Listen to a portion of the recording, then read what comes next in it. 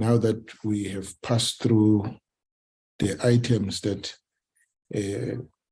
require voting, members would start moving to this, start logging in, in fact, joining this meeting.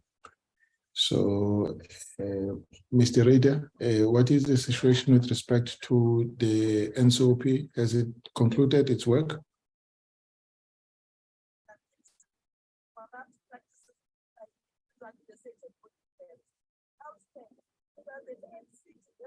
Mr. Rader?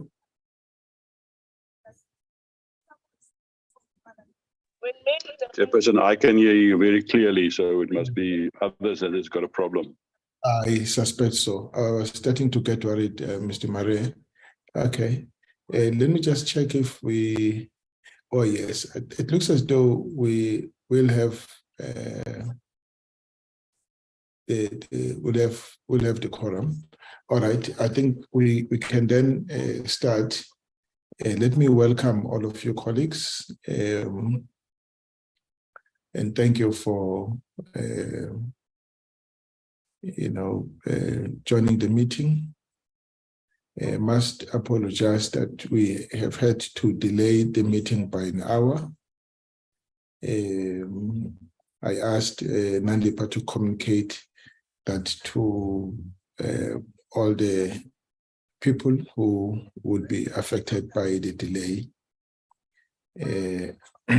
And then let me just check if, let's just take apologies. Nandipa, are there any apologies? I just don't want to delay the meeting any further.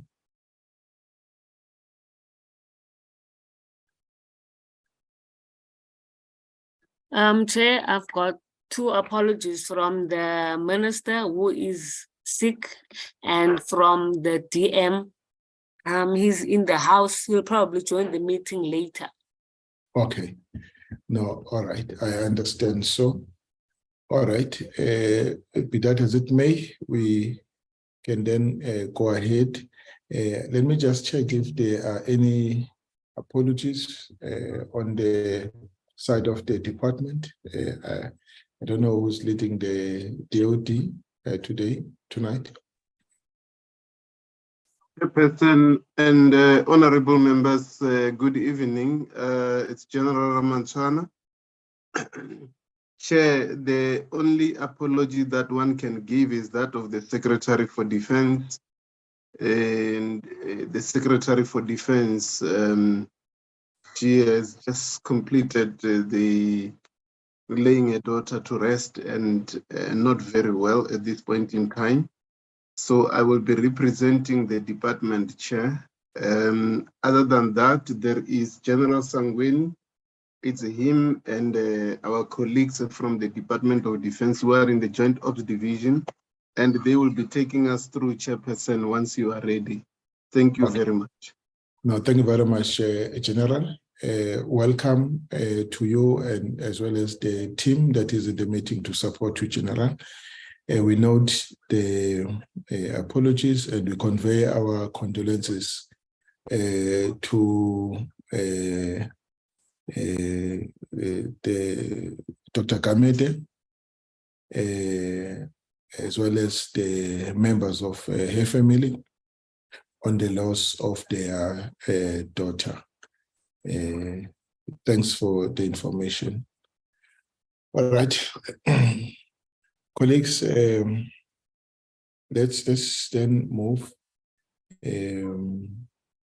But before that, for noting, yes, yes. Honorable Chairperson, my apology. Yes, DM. Yes, evening, Honorable Chair. And honorable members of the committee, my apology. I'm sorry to interrupt the proceedings. I just wanted to get assurance that the sitting of the House, which is a 3-line whip that is presently afoot, is not affected by our meeting. Thank you. our Yes. absence from the House. Yes, no. You are right, DM. I had just gone past that.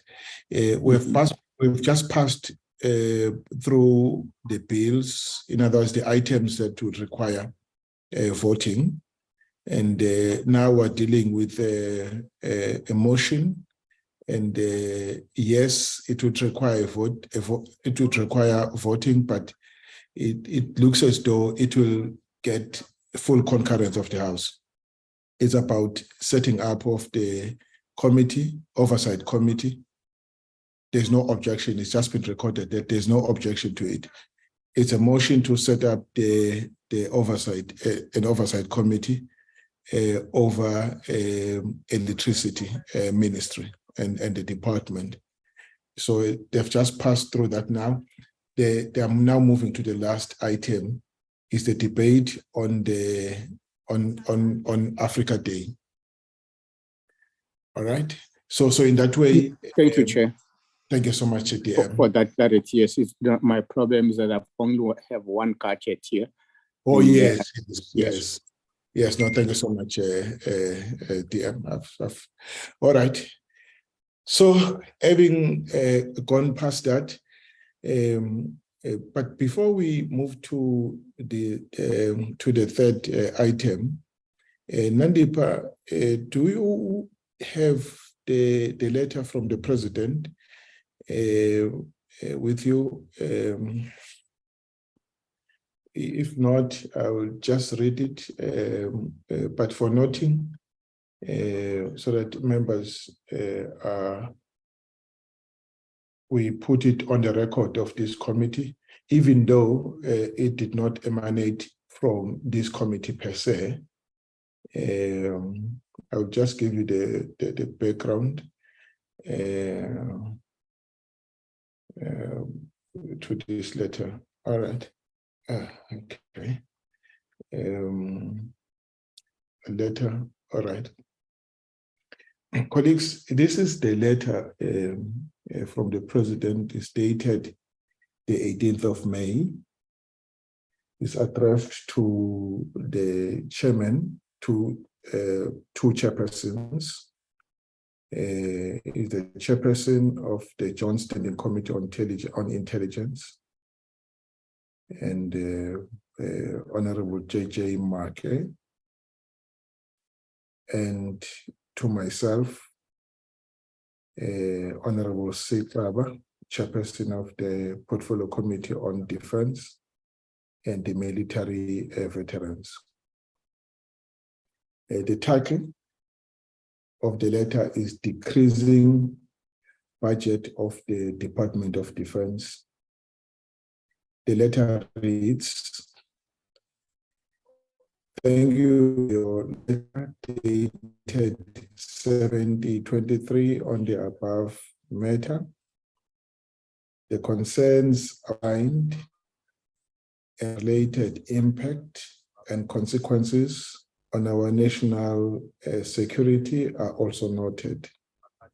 Following many years of decline in the defense budget, we have started a budgetary process of reversing the decreased trend and hope to continue to do so. Yours sincerely, Mr. Matamela Cyril Ramaphosa, President of the Republic of South Africa.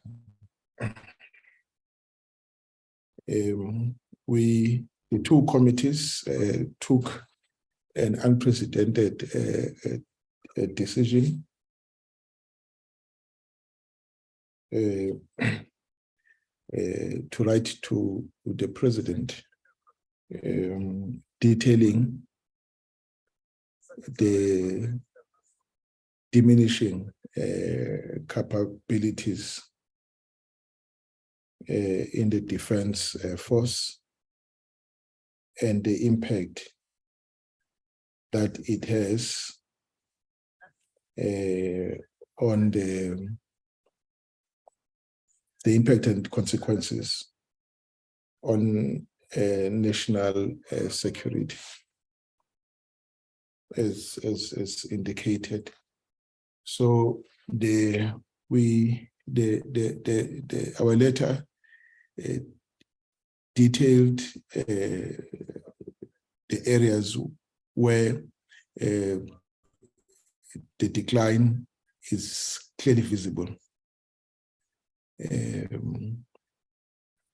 Of course, assisted by the presentations that the Department of Defense has on several occasions made to this portfolio committee.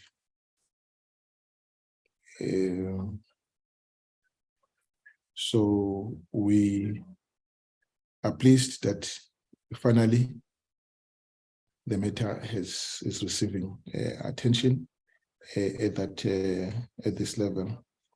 We wrote to him as a commander-in-chief of our armed forces. The Joint Standing Committee on Intelligence were looking at it from their own angle. They were looking at the impact of the diminishing capabilities of the defense force from their own angle. And we were also looking at it from our own angle. And the two angles happen to be in harmony and point to one direction: the increasing threat to our national security. So I thought I should just present that. It's a matter for noting because it arose from the Portfolio Committee on Defense. So I must say that the letter arose from the joint meeting between the two committees, is the Joint Standing Committee on Intelligence and the Portfolio Committee on Defense and Military Veterans on Wednesday last week. Coincidentally, this joint meeting followed a meeting that the Committee on Defense had convened with National Treasury on the same day. And National Treasury is also considering the matters that we placed on the table. And it is hoped that on their return, about a month or two, they will place on the table matters that will signal a direction that the president is hinting in his letter. I would just want to leave it at that for now. And colleagues, can I leave it at that, Mr. Murray? Chair, my apologies. Thank you very much. Yeah, I don't want to discuss the letters. I just wanted to know for information purposes.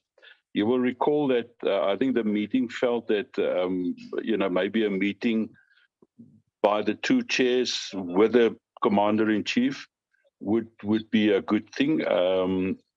Is that still on the cards, or is it just now a process that we must wait for National Treasury to get the message from the president, or what is now going to happen from now on, just to make sure that in our processes where we are, and also with the BRRR that will be coming up later this year. Thank you. Yes, you are right, Mr. Murray, but that proposal did not go into the letter. The agreement was that the president, on receiving the letter, would know who to talk to for more information. And in fact, obviously, the first people to talk to about this is the SANDF, the Minister or the minister and the command of the SANDF. And the good thing about that is that the information we are acting on all came from the Defense Force. It means that they will simply, the Defense Force, the minister and the command will simply be reinforcing what we have placed on the table. So we thought it's not necessary as that we should include that we need a meeting. The letter suffices, but the president will make a call.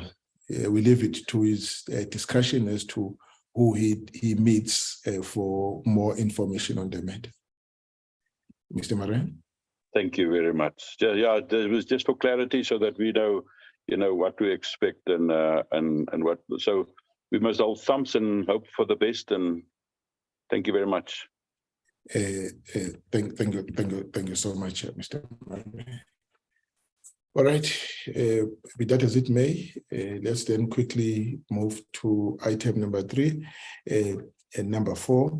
And the two presentations will be combined as one. So, DM, let me invite you. After you, it would be General Ramaswamy, who will then take us through the presentation. I know General has actually asked the CJ Ops to do. Over to you, DM.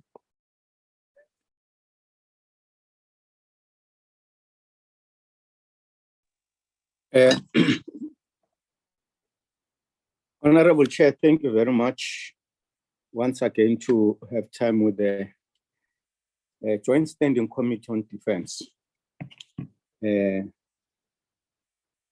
The presentations that are going to be shared today are matters that are still fresh. One wants to believe on the minds of the committee members, because it is not long ago that we have had a discussion of the situation along our borders as far as the operations of the South African National Defence Force with respect to border safeguarding, our successes and challenges there. And when that discussion was entertained the last time by the Oversight Committee, it was in relation to the work that is proceeding around the procurement of technologies for our border support, border safeguarding function. Today, honorable members will see that some of the information that is in our presentation is a repetition of what was shared before. But with that said, I just want to say to honorable members that something which we should pay attention to, or rather that we should keep in our mind, is the information that was shared when the department presented its annual plans. There was a section of the annual plans that focused on the unfunded border safeguarding optimization requirements. And it sketched the budget deficits if we were to optimize our requirements in relation to border safeguarding. What we need for the Army, what we need for the Air Force, what we need for the Navy, and even SAMs for border safety operations. And when we're discussing those plans, it struck me that it is a story of two worlds. what we ideally need and what we have. Just to amplify the point, in relation, for instance, what we need to acquire as far as the army is concerned, the land force is concerned, to protect the land border, the conservative projections, wherein we were only talking about replacing the current, for instance, APCs that we use. The conservative projection was that to replace the 329 APCs for Ops Corona, we need close to 2 billion. Just that. We're talking vehicles, we're not talking technologies, surveillance systems and sensors.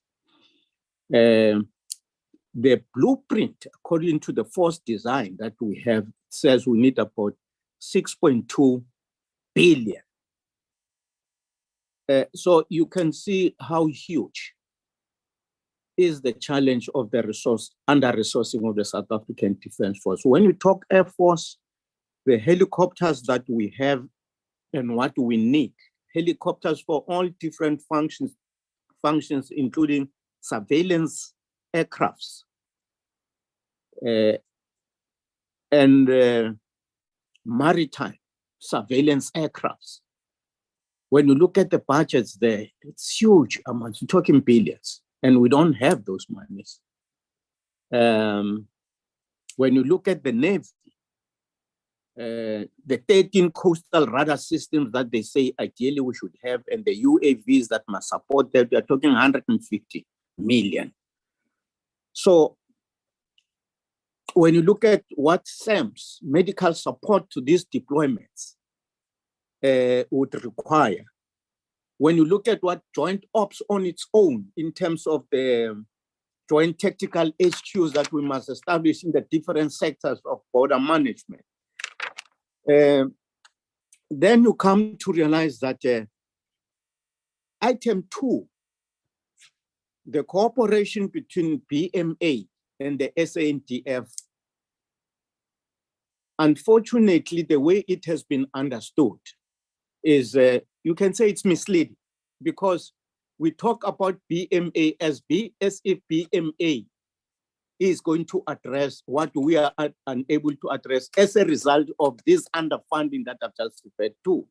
And the budgets and even the FORTEC capabilities of BMA don't come anywhere near what this underfunding has implications for the SANDF in order to arrest the porousness of our borders. So I just thought that I should make that point, that because this is a Joint Standing Committee on Defense, it's looking at these challenges from a bird's eye view. It is important that we must make the point that the plus minus 600 million budget that is going to the BMA doesn't even begin to scratch, or doesn't even begin to assist us to make our borders not to be porous. For the borders not to be porous, it is these billions that we are talking about that we need. And Parliament must assist Cabinet to begin to nudge spending in the direction that really can meaningfully make the SANDF make our borders not to be as porous as they are now. Chair, with that said, let me hand back to you for the department officials to take you through the presentation. Thank you. DM, you correct. You are basically introducing a different angle to the presentation. You are saying the presentation, for what it is worth, it's budget driven. You see, and you are talking a mandate-driven border control, be it sea, land, and air, and how much resources would be required to lock them up.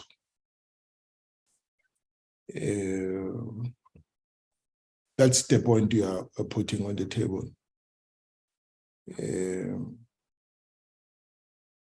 As opposed to saying, working within the available envelope, resource envelope. That is what we are doing, which is way inadequate.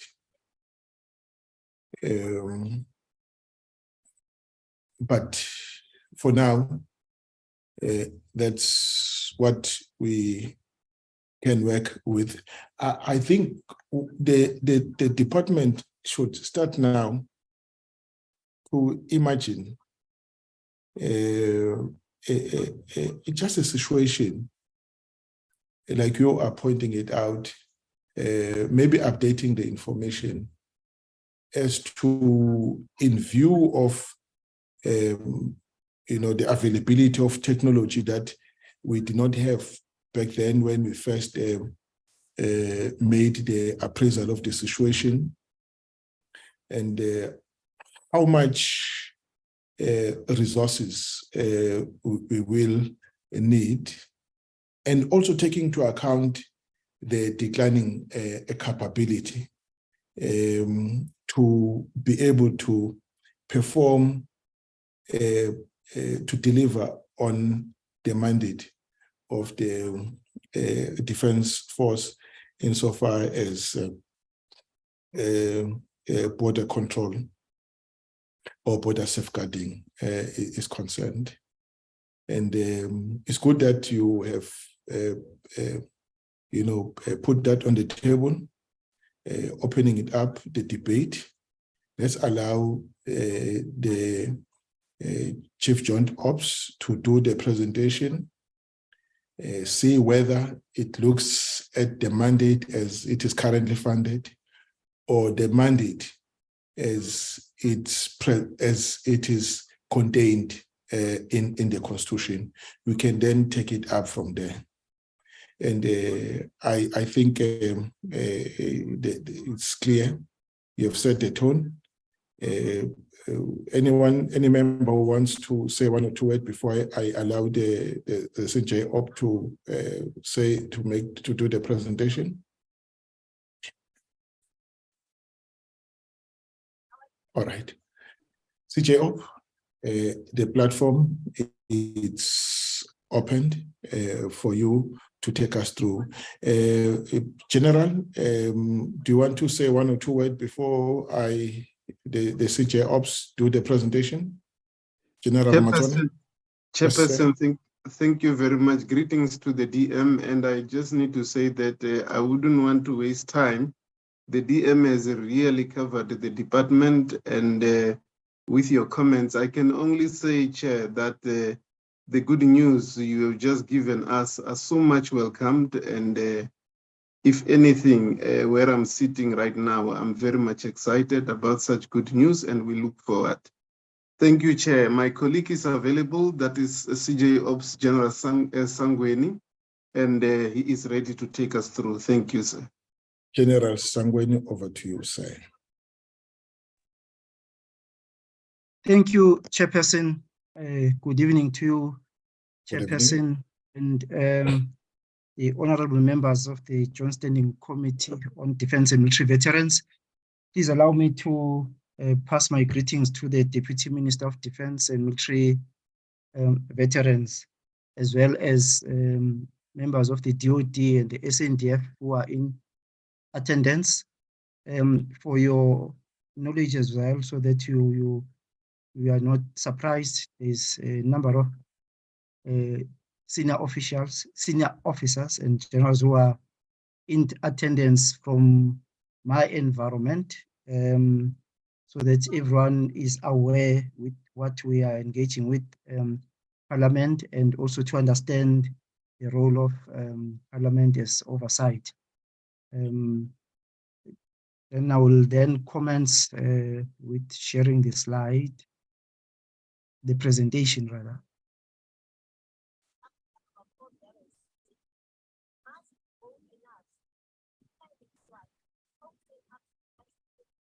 Share screen. Have you learned how to share it, General? Akuyafundeka sihla. I know. Congratulations.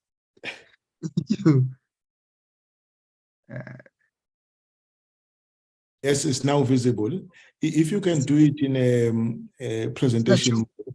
Presentation mode. Yes. Okay. Yes. Thank you, Chair. Also recognizing the opening remarks by the Deputy Minister of Defense and Military Veterans. Yes, my presentation is, as reflected, an update. So it speaks on the current situation as of now, narrowing it to the operational and tactical level issues. The issue of the mandate is we are assuming that we are presenting within the current mandate. It is very encouraging, the news that we have been shared by your good self regarding consideration in terms of funding issues that we are faced with. And we are hopeful that in the next 2-3 years, there'll be a difference in border safeguarding. Chair, if we proceed, the aim, maybe let me bring to attention to the House that this is this presentation was done in October last year, and now this is an update from there. What are the developments and where we are? As you indicated, we took the approach of the 2 agenda items to be included in one, meaning the cooperation with Border Management Agency, as it's in bold in the scope, that it will be covered in the presentation as one presentation. In the background, as we all know, our mandate as the SANDF is to defend the territorial integrity of the Republic of South Africa. And Corona plays that role quite significantly. We are the last line of defense when we are in the borders. We are the first line of defense when we are in the borders as well. Just confirming the area of operations, which are legislative provisions, that our responsibility is 10 kilometers inland from the border line or border fence. However, we, as an initiative, from experience, 10 kilometers inland is restrictive, because now we are dealing with criminals. Criminals or criminality is planned and perpetuated beyond the 10 kilometers, which is the demarcation. So we've classified the towns and villages in the close vicinity of the borderline as border areas. And in our approach and concept, we include border areas so that we can be able to act in those areas. If we have to remain within the 10 kilometers, here is this criminal who has already crossed, or the vehicle is beyond the 10 kilometers, we cannot then sit and say, no, it's out of our reach, but we do work in that environment.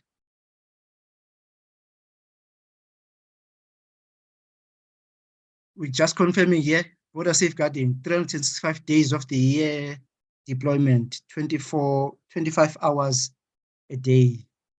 And border safeguarding is both land, air, and maritime border lines, as well as cyberspace.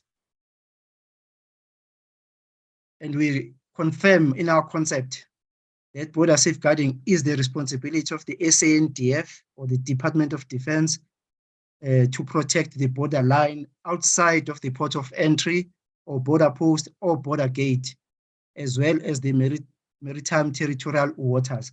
This confirms that yes, there is a new entity in the form of border guards, but the responsibility remains as in the Constitution, the responsibility of the SANDF.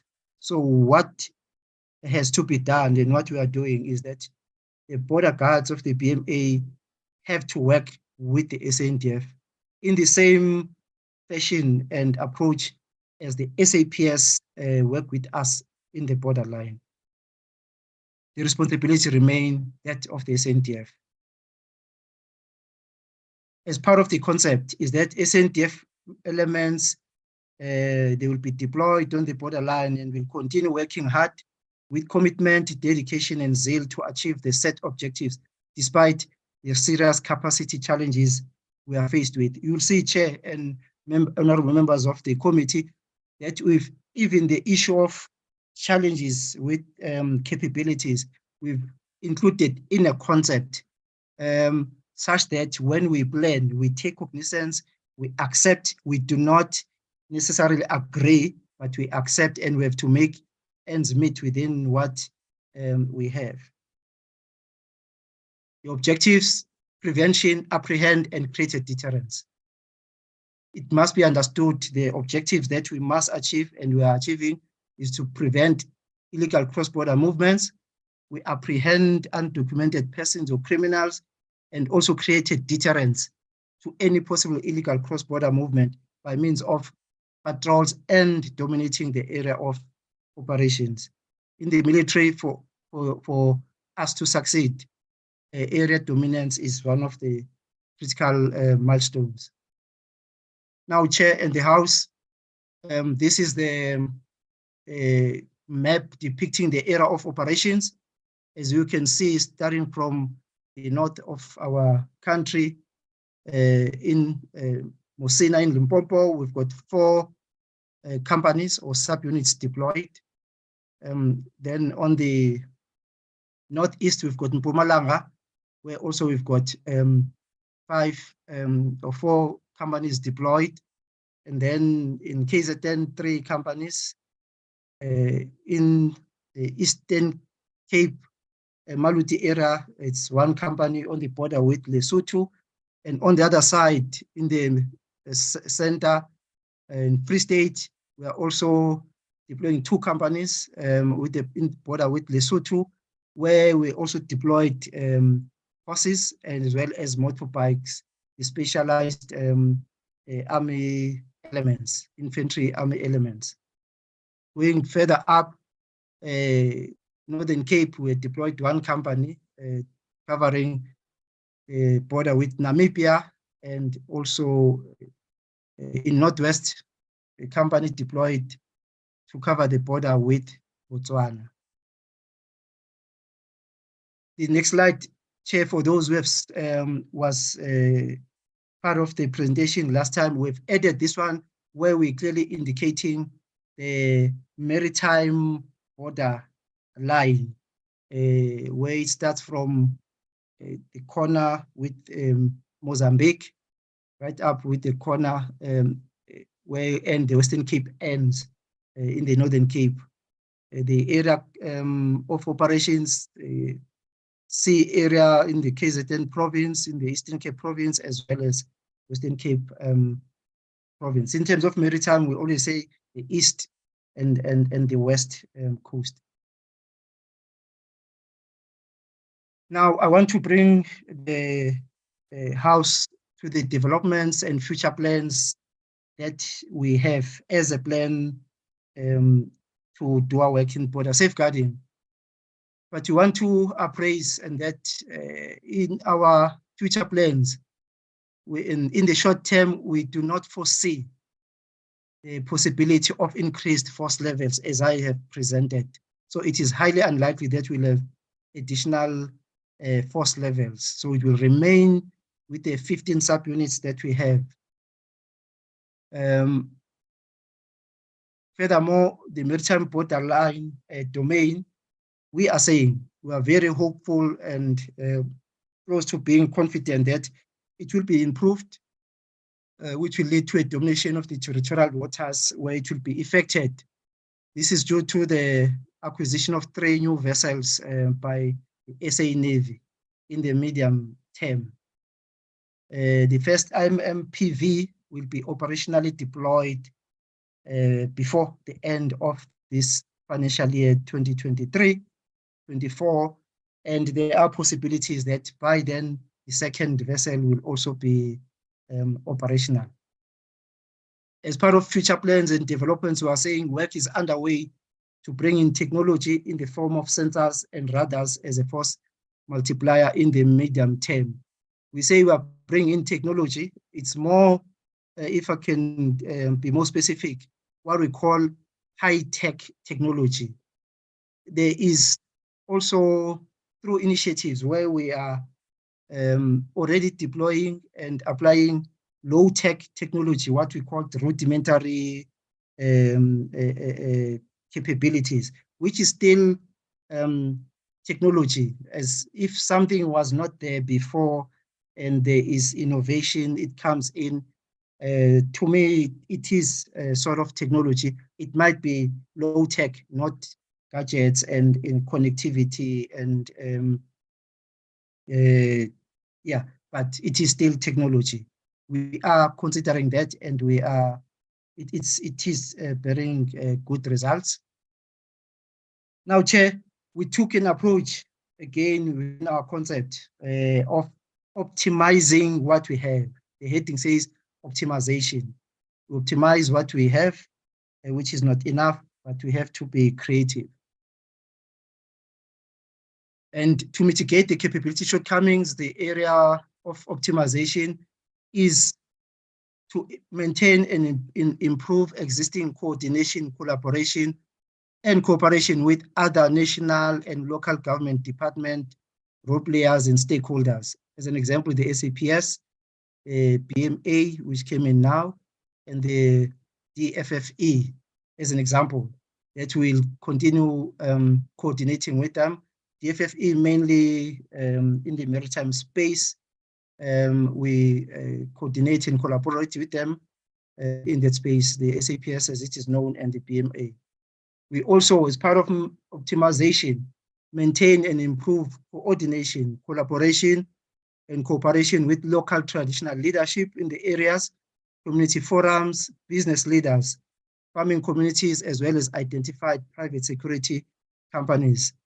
Members of the committee will recall that sometime early last year, 2022, we did present the issue of cooperation and working together with identified private security companies in that area, specifically those who are in the insurance of vehicles, where they are losing a lot of money with vehicles that are stolen inside the country and taken across our borderline. We cannot really win if we are not in sync with the local leadership, traditional leaders. Most of the borderline areas are led by traditional leadership. The community forums that we find in those areas, the business leaders, as well as farming communities, they play a big role, sometimes a negative role. So we interact with them, and we engage with them, and we have to cooperate with them. As we know, there are farms that are part of the borderline, and it is a private area of the farmer. Then it prohibits and restricts our movement on the borderline. So how do we get it right? We have to engage with them and work with them such that is a win-win situation. I'm saying some of those farming areas or farms are also contributing to our challenges in the borderline, because that farm is a private property. Now again, we have to maintain and improve cooperation, coordination, and collaboration with counterparts across the borderline who are also doing the same, doing border patrols and control. We have regular meetings, we share information, and also conduct joint and combined operations. So let me take you back in respect of community forums in the many areas in northern KZN, Kwanyabuti, and in Mpumalanga as well. You'll find community forums who are concerned with illegal cross-border movement, and then we collaborate with them, we work with them, and they work with us, as long as it is agreed and it is beneficial to both parties. Furthermore, in terms of optimizing the minimum what we have, we say work is underway to increase the deployment and utilization of technology through acquiring of new technology systems. Also, application of innovations intended to dominate the area of operations, and also improving the conditions of the operational base facilities, including the forward operational bases and temporary bases on the borderline, and increased effort and contribution by government towards improving the condition of the borderline infrastructure. In that sense, other government departments and or entities, we are engaging with them. They have to contribute to improve the conditions of the borderline infrastructure. When we speak about infrastructure on the borderline, it's a proper and suitable fence and patrol roads. One of them is what you have said now today, that the president has expressed that the defunding of the SANDF will be reconsidered. For me, that is a contribution towards, by government, towards getting the situation better. It is optimization. But besides that funding, other government departments, DPWI, we should have proper and suitable fence and patrol roads in order to do our work successfully. Here's an example of the land borderline fence. It's a picture. There are many which are much worse than this one. When you look on your right in the screen there, it shows that was a vehicle that had crossed. That's why it is like that. And you can see that fence has been patched many times because it is so weak. Vehicle will come, engage gear, speed, and hit this fence. It breaks, and then the vehicle crosses. What we do, we come back and we patch it. And you look on the left, that fence, you can push it yourself with your foot, it will fall. In some areas where there are forests and game reserves in the area, the wild animals and game, they break that fence. This is a classical situation of where we need to strengthen the borderline by other government departments or supported by. Now, I also spoke about part of optimization is initiatives and innovations from the soldiers on the ground. Commanders must always think outside the box, and that is what is happening. Here, it's one of the innovations where we felt the area from Kanyagude is so flat from this side to that other side that any vehicle a sedan vehicle can drive across. Now we had to go and pick up big rocks and put it there as to prevent easy movement across the road across the fence as an obstacle. Just look on your top right, those boulders, but look at the fence. That fence, it's a joke. But at least one of the objectives that we always drill to our soldiers, let us minimize the illegal cross-border movement of vehicles. So we identify areas where what in military terms maneuverability, meaning you can maneuver there driving, but we then have to create obstacles such that that does not happen. Then we'll be left with people, which might be much more manageable. On your bottom right, this is what we call railway sleepers, which we took in some areas which it was not used, and we put it up to try and prevent easy movement of vehicles. Look at the two bottom photos, it's so straight, it's so flat. So we have to be innovative and have initiatives. This is another initiative, brilliant one for me. Maybe it's because I was involved in the initial thinking of this, and it is brilliant. I always forget, Chair, to bring one of the photos where the criminals had stolen a vehicle and they tried to take it across these Jersey area obstacles, where then it caught fire. So meaning these Jersey barrier obstacles, they work. So initiatives and innovations. I do not have photos here of in the era of Mpumalanga. On the era of Mpumalanga, our soldiers, they dig trenches again to prevent easy movement. They dig trenches, such a vehicle cannot cross. That vehicle will have to bring in something for it to move across. But here is technology, Jersey barrier. I hope, I've heard the new Minister of DPWI, Minister Sihlezikala, saying he is going to ensure that this project or program is rolled out. As the Joint Standing Committee, when they visited border areas, you did pronounce yourselves that this program must be rolled out because it is effective. Now, coming to technology usage, I said we have both a low-level technology or rudimentary technology, and then there is high tech. We are saying technology has been utilized in border safeguarding for some years to date and will continue being utilized periodically. In that, we've been using what we call battlefield surveillance of the SA Army Intelligence Formation. Is those conventional surveillance gadgets which deploy right in front to determine where the enemy positions are, but we are now using it in peacetime, the battlefield surveillance. Unfortunately, it is a small element.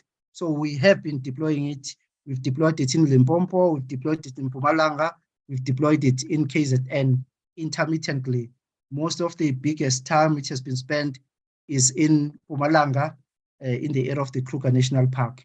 But then we are saying now, bullet number 2, new technology systems in the form of sensors and radars are being acquired for deployment on the borderline this year, 2023. However, Chair, this statement, we presented it last year in October when we presented, and with the hope and plans that early 2023 we'll have the technology systems, as we have been allocated money by National Treasury to do so. However, I'm saying today with serious reservations that the planned technology systems have not yet been secured and deployed on the border area of operations due to failure in the procurement process. The DOD procurement process has failed us. We had a plan. We were very confident our plan will be the first start of seeing high-tech technology as a test case deployed this year, and from there we'll build from it, learn from it, whether these types of gadgets and technology is adequate or is relevant or not. But Chair, we are saying to the committee, the commitment that they will be deployed, will secure them and deploy them in 2023 still stands. This is commitment by joint operations supported by all other services and divisions, that the disappointment through the procurement process, we put it aside and soldier on. We are now using our own funding outside of the one that was allocated to still achieve this objective. Now, it's important, the heading proposed government contribution. For us to succeed in the border safeguarding mandate, is that other government departments, the whole of government effort is necessary. We are saying the DoD is a proposal for the involvement and contribution by other government departments for a dedicated whole of government effort. I say again, for a dedicated whole of government effort to address the inadequate capabilities in the protection of our borders.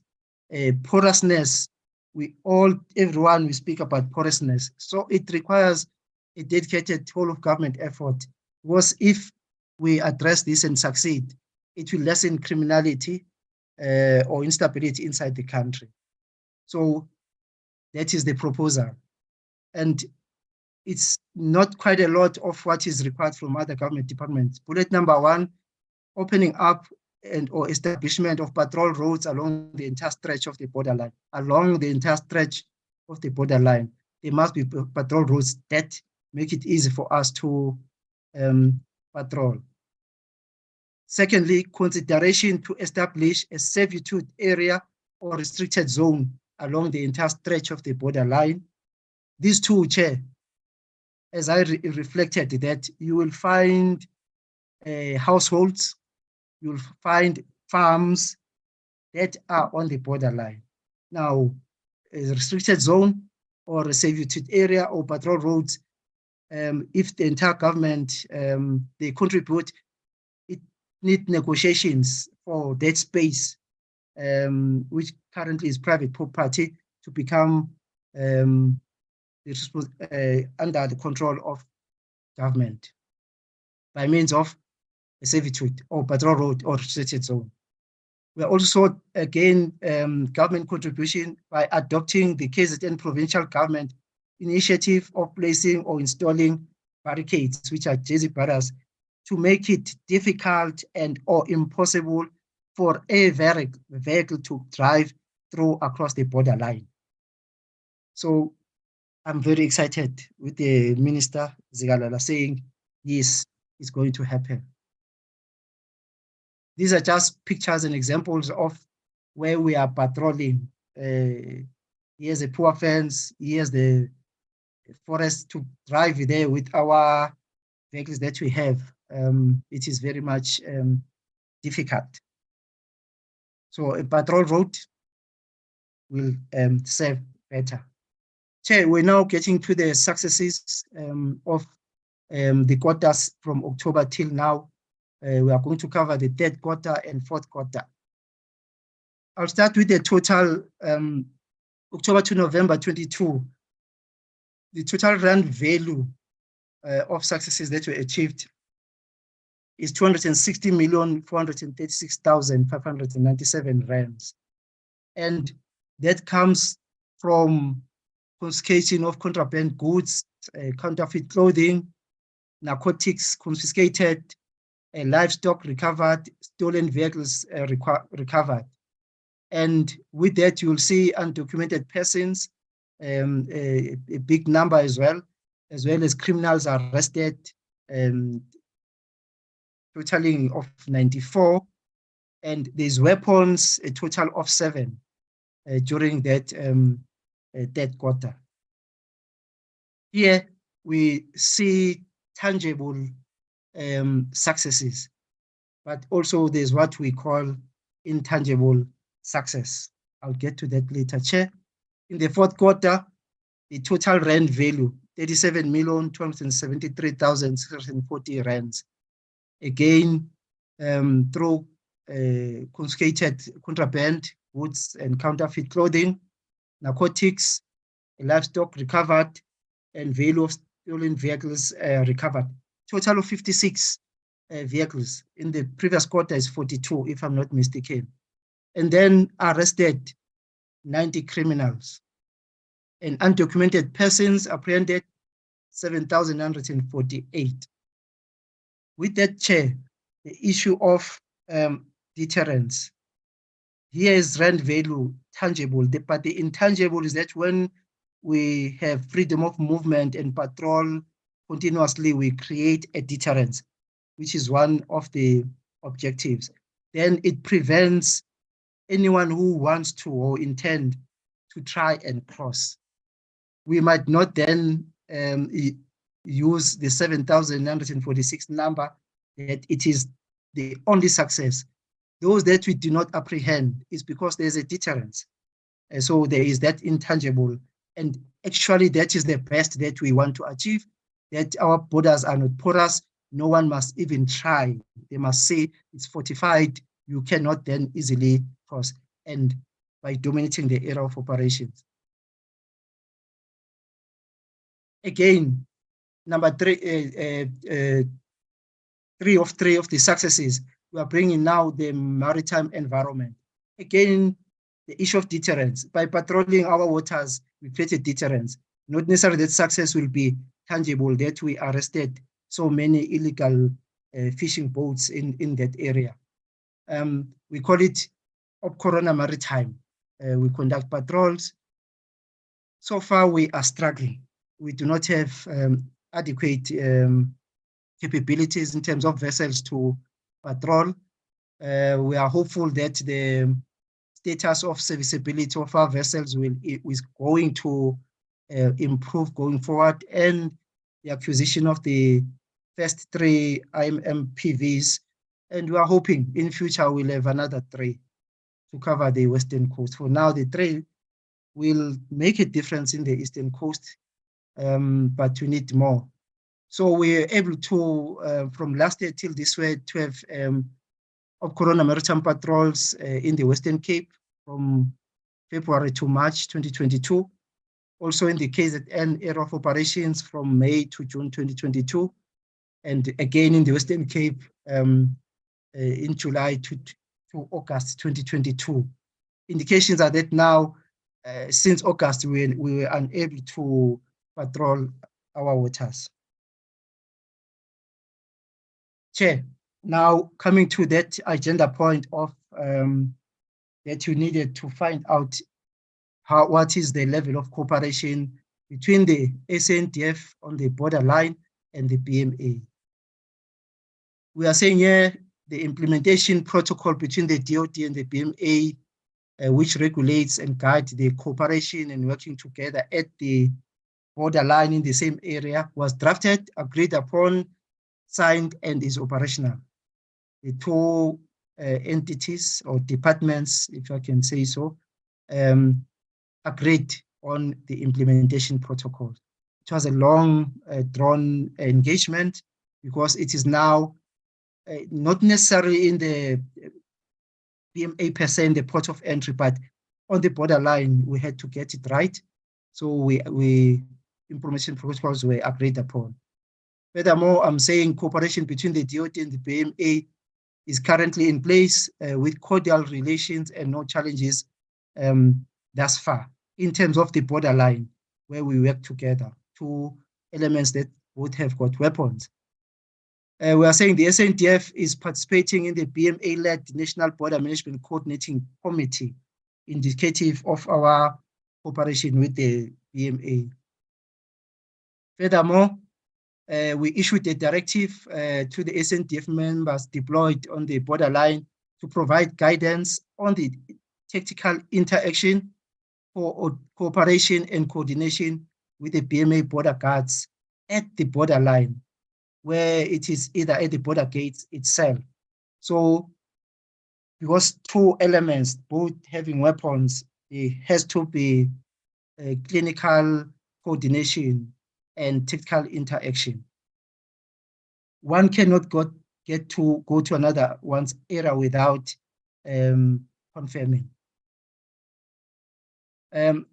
We are saying to the committee, deployed force commanders participate in the ports management committee with specific reference to joint operational planning, especially during peak season. We all know that during peak season, Home Affairs and everyone at the port of entry are overwhelmed and they always request our involvement. Then we stretch ourselves and get to assist them outside of the port of entry, but on those roads which lead to the port of entry. And all of it is done through the ports management committee meetings regularly held in the borderline.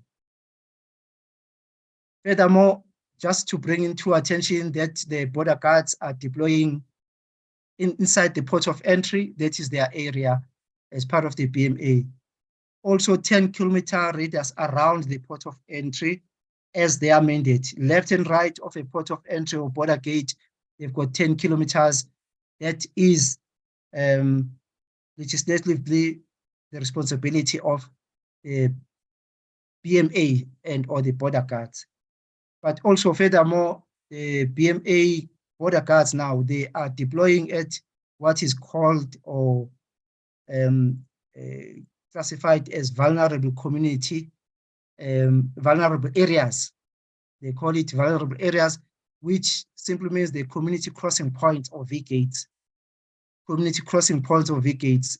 Sometimes we use the word informal crossing points. As we all know, the famous or infamous Gate 6, where our citizens of Mozambique and or Eswatini, they move across in that gate. It's open without a valid passport or at the designated port of crossing. They're going to school, the site in South Africa, going to the clinics, going to buy groceries, and our people go across as well to buy certain things where, like umqombothi being brought on the other side and visit families and relatives. A very sore point, informal, the community crossing points. Now the BMA border guards, they are deploying there, but very limited areas so far. Someone will ask why. It's in the borderline, it's in the fence. It is not the role and function and mandate of the SANDF to do port control, because when we are standing there, allowing people to come in and out, it is really not in our mandate. Home Affairs must do that. They should do that. So it is a bit of a relief when the border guards have to man those community crossing points 24 hours as it should be. Also cooperation, furthermore, joint operation planning at PMC takes place to coordinate and synchronize activities when either the SANDF or BMA border guards would conduct operations in the same area where the other element is deployed. Here's just photos as an indication of working together.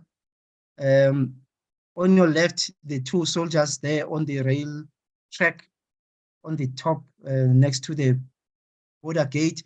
There at the back, marked in red, they are border guards wearing their uniform, attending to people who are standing there waiting for a chance of soldiers moving or the border guards moving, then they are going to cross.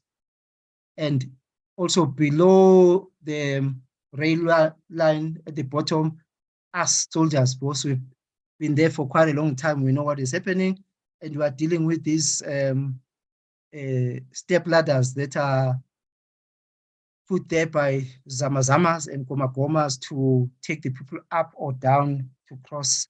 And as you can see, our daily, there's a soldier on top moving up to break it on top and bring it down. You'll see the other two at the bottom that we have destroyed.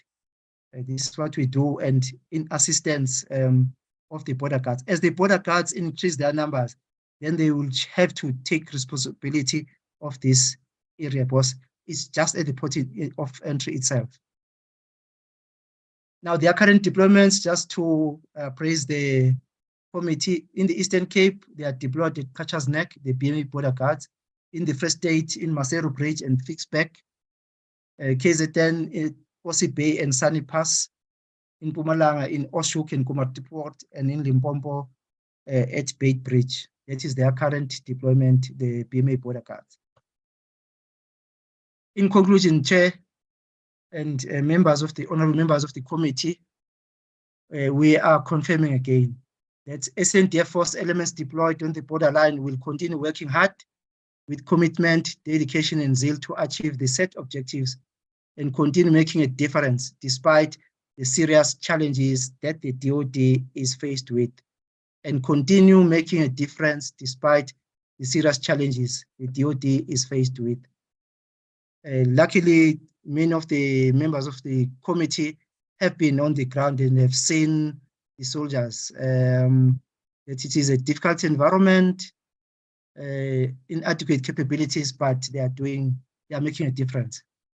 We are saying commanders and soldiers entrusted with the border safeguarding effort will continue coming up with innovations and initiatives in order to dominate the borderline area of operations. We have to dominate the borderline. We are saying work is underway to bring in technology in the form of sensors and radars as a force multiplier in the medium term. Furthermore, Chair, consideration for a more robust approach, consideration by our government and the people of South Africa for a more robust approach wherein the government should own a portion of land stretching along the borderline. Hey, can you repeat consideration? I did not get that you were interrupted. Sorry, Chair. By government, continue. I'm saying consideration by government and the people of South Africa for a more robust approach wherein the government should own a portion of land stretching along the borderline, which will be classified as servitude or restricted zone, which will be exclusively under control of the security cluster. And I'm saying consideration because currently it is not in the agenda of us as South Africans and or government. A robust approach. A robust approach will mean that, like I indicated earlier, the borderline must be seen to be fortified. It must prevent anyone who wants to attempt. For now, I believe, and we believe that we are applying a soft approach. If maybe we are not wanting to disrupt relations, and we do not want, so we are saying government must consider a robust approach. To have an area exclusive for the security along the borderline. When I'm saying robust, it means engagement with those farmers and with those households that are on the borderline. That is not an area where it belongs to the security cluster, clinical. Chair, currently, a person they go and stand on the fence itself. We cannot act on that person. And that person is just waiting for a chance to jump across, whether he is a South African or illegal. They are plowing along there. They are plowing, we cannot do anything. So we must allow them, a patrol passes through and then they cross. But if there can be a restricted zone or servitude belonging to a security cluster, it means no one will be in that area. It will be a crime. And then we can act accordingly. It's very important, Chair, that last bullet. Chair, before I proceed, I want to appraise the committee that I was fortunate. I've been fortunate that I presented this presentation to the JCPS DG's meeting, as well as at the JCPS ministers retreat, where then ministers had to engage on this proposal of a more robust approach. And many ministers indicated that they agree with this proposal and they do prefer this proposal. And we just hope that consideration going forward will be effected. Challenges that we are facing, Chair, lack of adequate mobility, both land, air, and sea, and transport capabilities. Facilities for soldiers in the deployment area are not up to the required standard and affects the morale of deployed soldiers. Further challenges, the cumbersome and lengthy procurement process negatively affects the required sustainment and support to the deployed soldiers. Continuous and adequate local supply support is a critical enabler in the conduct of operations. Another challenge is the poor borderline infrastructure, meaning the border fence, poor patrol roads, lack of access routes, is a serious impediment to exercising full control of the deployment area and achieving our objectives. Lastly, legislative impediments. Legislative impediments, one of the examples is that a vehicle, we can chase it and then it hits the fence and crosses, is just on the other side of the fence. We are not allowed to cross in terms of in line with hot pursuit.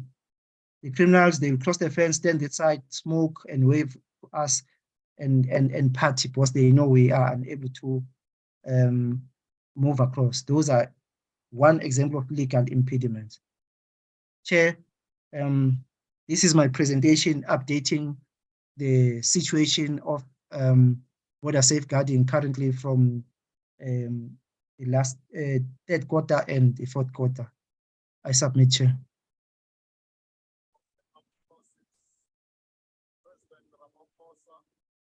Okay. Thanks. Tomorrow I'll lose the veterans. Kosana, please switch off your mic.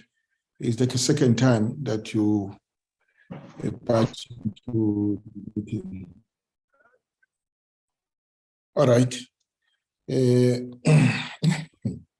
General Ramatsana, maybe let me say DM. General Kosana is usually a careful person and very diplomatic. He's usually a careful person, very diplomatic. And but today, you can see the frustration.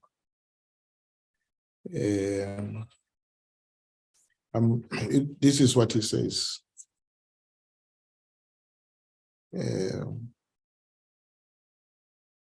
We are optimizing with the resources we have, basically to mitigate the capability shortcomings in respect of mobility, equipment, infrastructure, and personnel. He goes on to say that he goes on to lament the fact that even the legal allocation that they received with our support for technology, they were failed by procurement. It was allocation for 3 years. I think it was 275 million for 3 years. Let me just check to remind myself. For 3 years, 65 million rand for year 1, 75 million rand for year 2. Year 1 was 2021. Year 2 was 21-22, and 85 million rand for 22-23. He says they were failed by technology, that they have not been able to acquire the technology systems utilizing these resources. Procurement failure within the department. Then it goes on to say that they continue to work hard and with dedication despite the serious capabilities. Sorry, let me just switch off this. Almost towards the end now. Sorry, colleagues. They continue to work hard and with dedication despite the serious capability challenges. And then they're proposing a robust approach which includes land acquisition, the acquisition of land along the border by the state as restricted, which would be restricted zones. And they gave us the reasons why they need that. So basically, he says we are doing what we can do with the resources allocated to us. We note that they note that they can't be delivering fully on their mandate. So it goes back to what you were saying, DM, earlier on. General Ramaton, do you want to comment before you open it up for the discussion? And DM, do you still want to come back before we open it up for discussion? You may take off the presentation, General. You may remove it from the screen. Thank you, Chair. Thank you.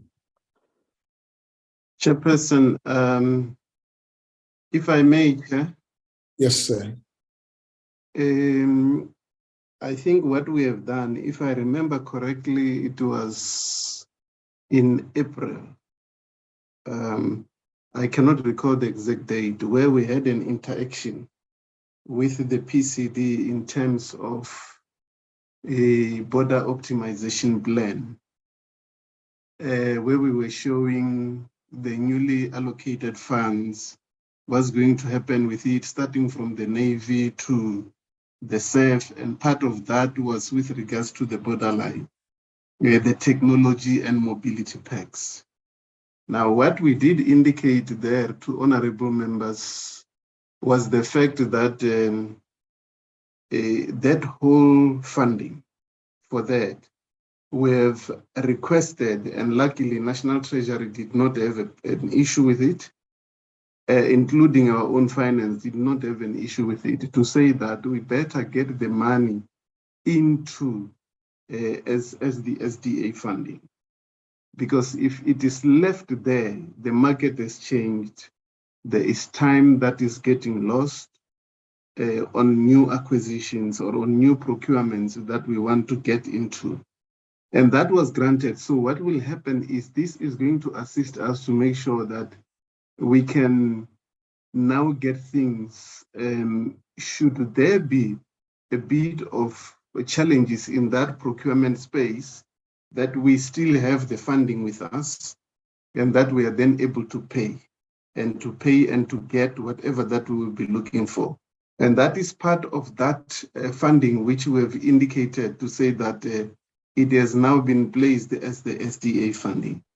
Because if that does not happen, we are likely going to get the same challenges which we are trying to avoid at all costs and by all means.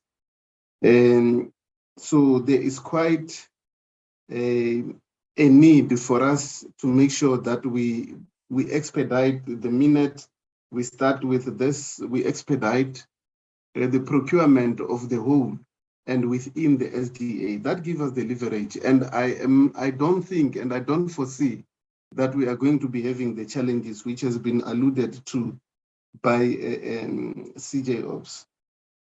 I think the issue around the servitude, Chair, that's an issue that it's an issue that we've got to, as we will recall, that there is been reliant so much with NGPW in terms of the acquisition and the involvement, including the issues around the fencing, including the issues around the roads, etc., etc.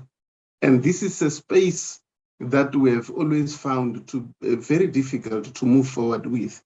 And I do believe, I'm happy with what CJ Ops have indicated to say that there was excitement as the presentation, he was making the presentation to the JCPS cluster ministers, as well as in the net joints. So that then says to us that we are going then to be moving forward with the synergy in terms of this very presentation, which was presented in the presence of everybody, which was then the purpose to say then how do we move forward to make sure that we can ensure that we can properly and adequately safeguard our borders. It may not be enough, but at least with what we have right now, with the synergy, where we want the whole of government approach in terms of all the role players that are relevant, we will do something and mitigate the challenges that we have. Of course, the effort by the soldiers themselves, Chair, they are quite visible. These are the initiatives which CJ Ops has been speaking about, the trenches, the issue of the trucks carrying these, that shows the fact that the soldiers really would want to get rid of these challenges that we have, stopping the trafficking of vehicles, etc., etc. So, Chair, for now, this is what I can say. We're looking forward to a whole of government approach in terms of this, to say then how do we move forward in this regard. And as for funding itself, it is what I just indicated, that it's important that we really appreciate it. National Treasury did not make things difficult for us this time. It is given. So we will be able to acquire all that which we need or that which we have planned for. I submit, Chair. Okay, thank you very much, General. DM, or you want to come in now, or open it up and then we'll come later towards the end? All right. I'm noting two hands so far, Mr. Murray and Mr. Raider, in that order. Mr. Thank you very much, Chair. Thank you, CG Ops and General Ramatwane for the presentation. I must start off by saying that I obviously have got an enormous lot of empathy with our soldiers and with the challenges that they endure and that the circumstances that they work under. So I've got enormous lot of empathy. However, much of what we have heard tonight, we have heard in the past. And I don't necessarily point a finger from a negative point of view. However, what I am looking for and don't find it is specific proposals and initiatives to go forward. Chairperson, you have mentioned about the money over 3 years for technology, and we know that that money has been used for other things than technology in the first year. So my question is always that I say, so what? What now? So where do we go from here? How do we see an improvement going forward? I mean, I start off by looking at the objectives, the slide of the objectives, and I said to myself, so how successful?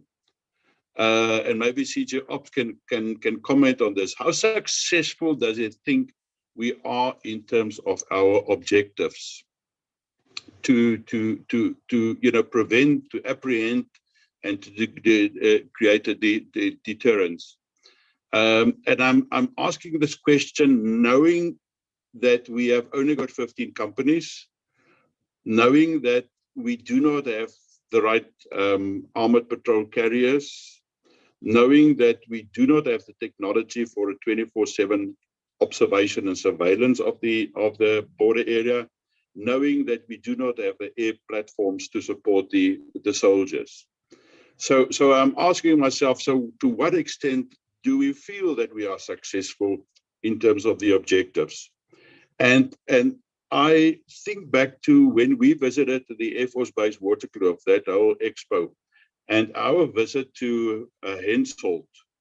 And I recall, what we have seen there and what they've shown us.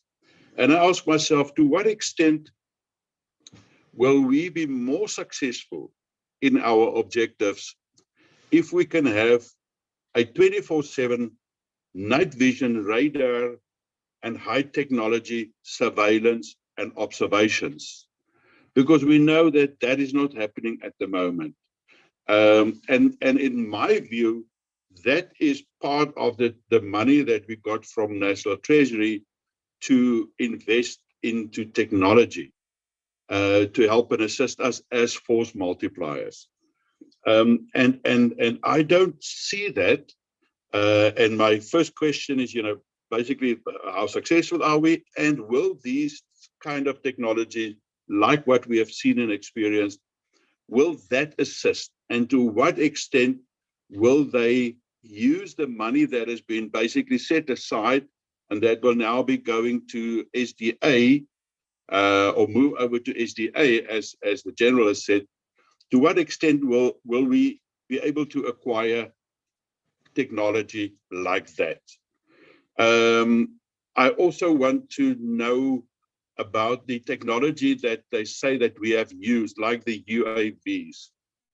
I recall when we visited Komati Poort and the presentations that was given to us there, it was said that there's, I think, about 4 UAVs, but none of those belong to the Defence Force. It was all belonging to Kruger National Park, and we were basically piggybacking on them, in terms of what they pick up, and they pass on the information. Those UAVs, does that belong to us? How many belongs to us? Does it belong to Defence Intelligence? And I mean, how far are we to get UAVs and that kind of technology for either for the Army and or for the Air Force to roll out that kind of technological implementation there? So that'll be important for me to know that, and how we and what is the timelines that we set in there. On the if I look at the area of operations, the land borders, we have heard a couple of times about allegations from Lesotho about that they believe that there's part of South Africa's land that belongs to them, and that they plan to, forcefully take it. I don't see that as a serious threat. However, I just want to ask the generals whether we are aware of that, whether we've got a contingency plan for that, because clearly 2 companies in Lady Brandt and 1 company in Maluti will probably not be able to deal with anything like that. Not that I think Lesotho is a threat to us in terms of our Defence Force capabilities, but to what extent are we prepared for anything like that? It is just important. Then I also want to know, on the next slide, of the maritime area of operation, why does that stop at the just before Northern Cape? If I can recall, in the past there was a cooperation with Namibia as well. Does that still exist? And what happens in that Northern Cape coastal area, or why is that not seen as a threat? And then on that area, there's been referred to basically maritime as sea. But what about the coastal area?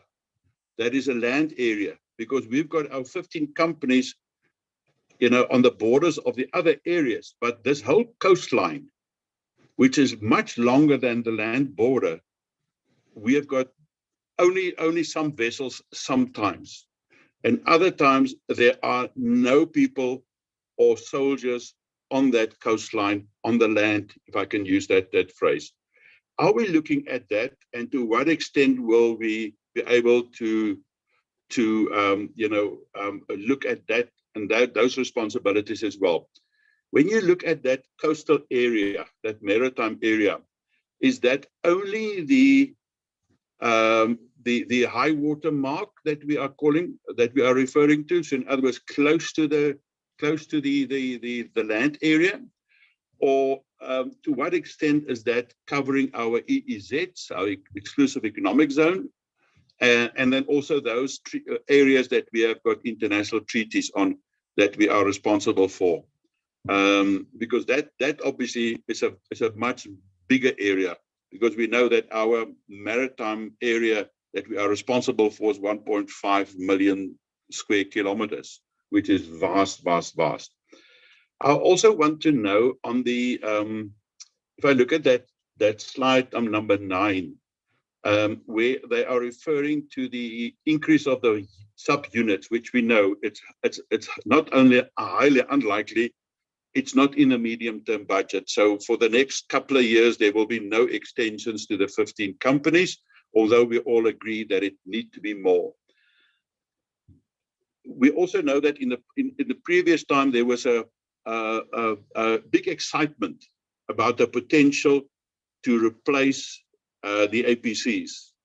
But we know that that is an unfunded priority or an unfunded need. So how will they mitigate that challenge of the vehicles? We know that there are many of the Land Cruisers, soft bodies, that is not operating at the moment for various reasons, services, tires, etc. How are we going to mitigate that specific problem that we know that for the next year or the medium term it's going to be a problem?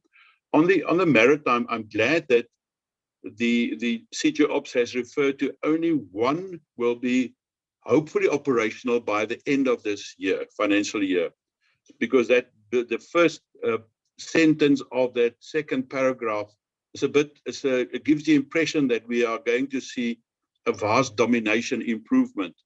But if you look at the last sentence, it basically says, maybe only next year. So because I find it difficult to see how we will have an improved domination only with one vessel by the end of the financial year. And we know that a second one will be delivered during the year, but that will still undergo sea trials. If you look at that sensors and technology,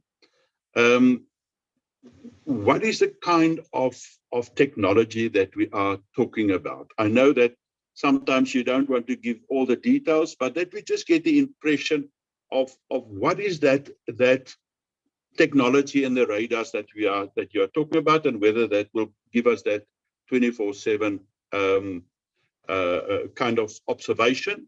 And then also, because in my view, what we need to have is 24/7 surveillance and observation, and then rapid response capabilities via vehicles and land and air platforms to deploy immediately, a platoon or a company, or how many is needed to a specific hotspot being identified.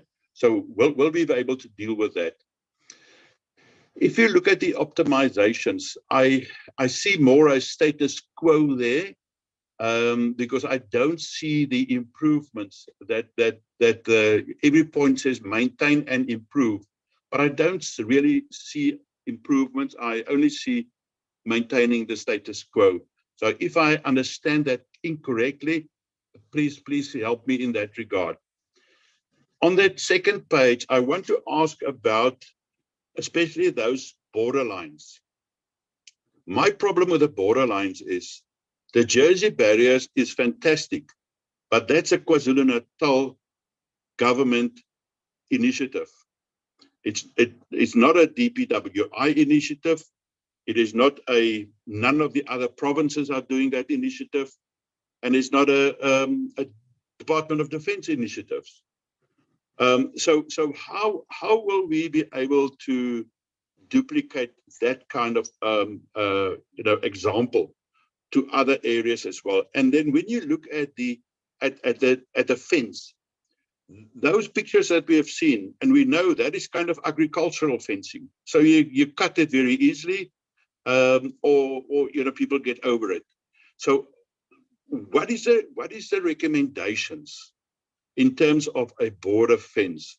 Because the way that I see it, somehow we will have to look at a proper border fence and then have a multi-year program to start from somewhere, the hotspots, and then eventually over 10 years we'll have the whole border, a proper fence that they cannot steal, and that cannot be carried away.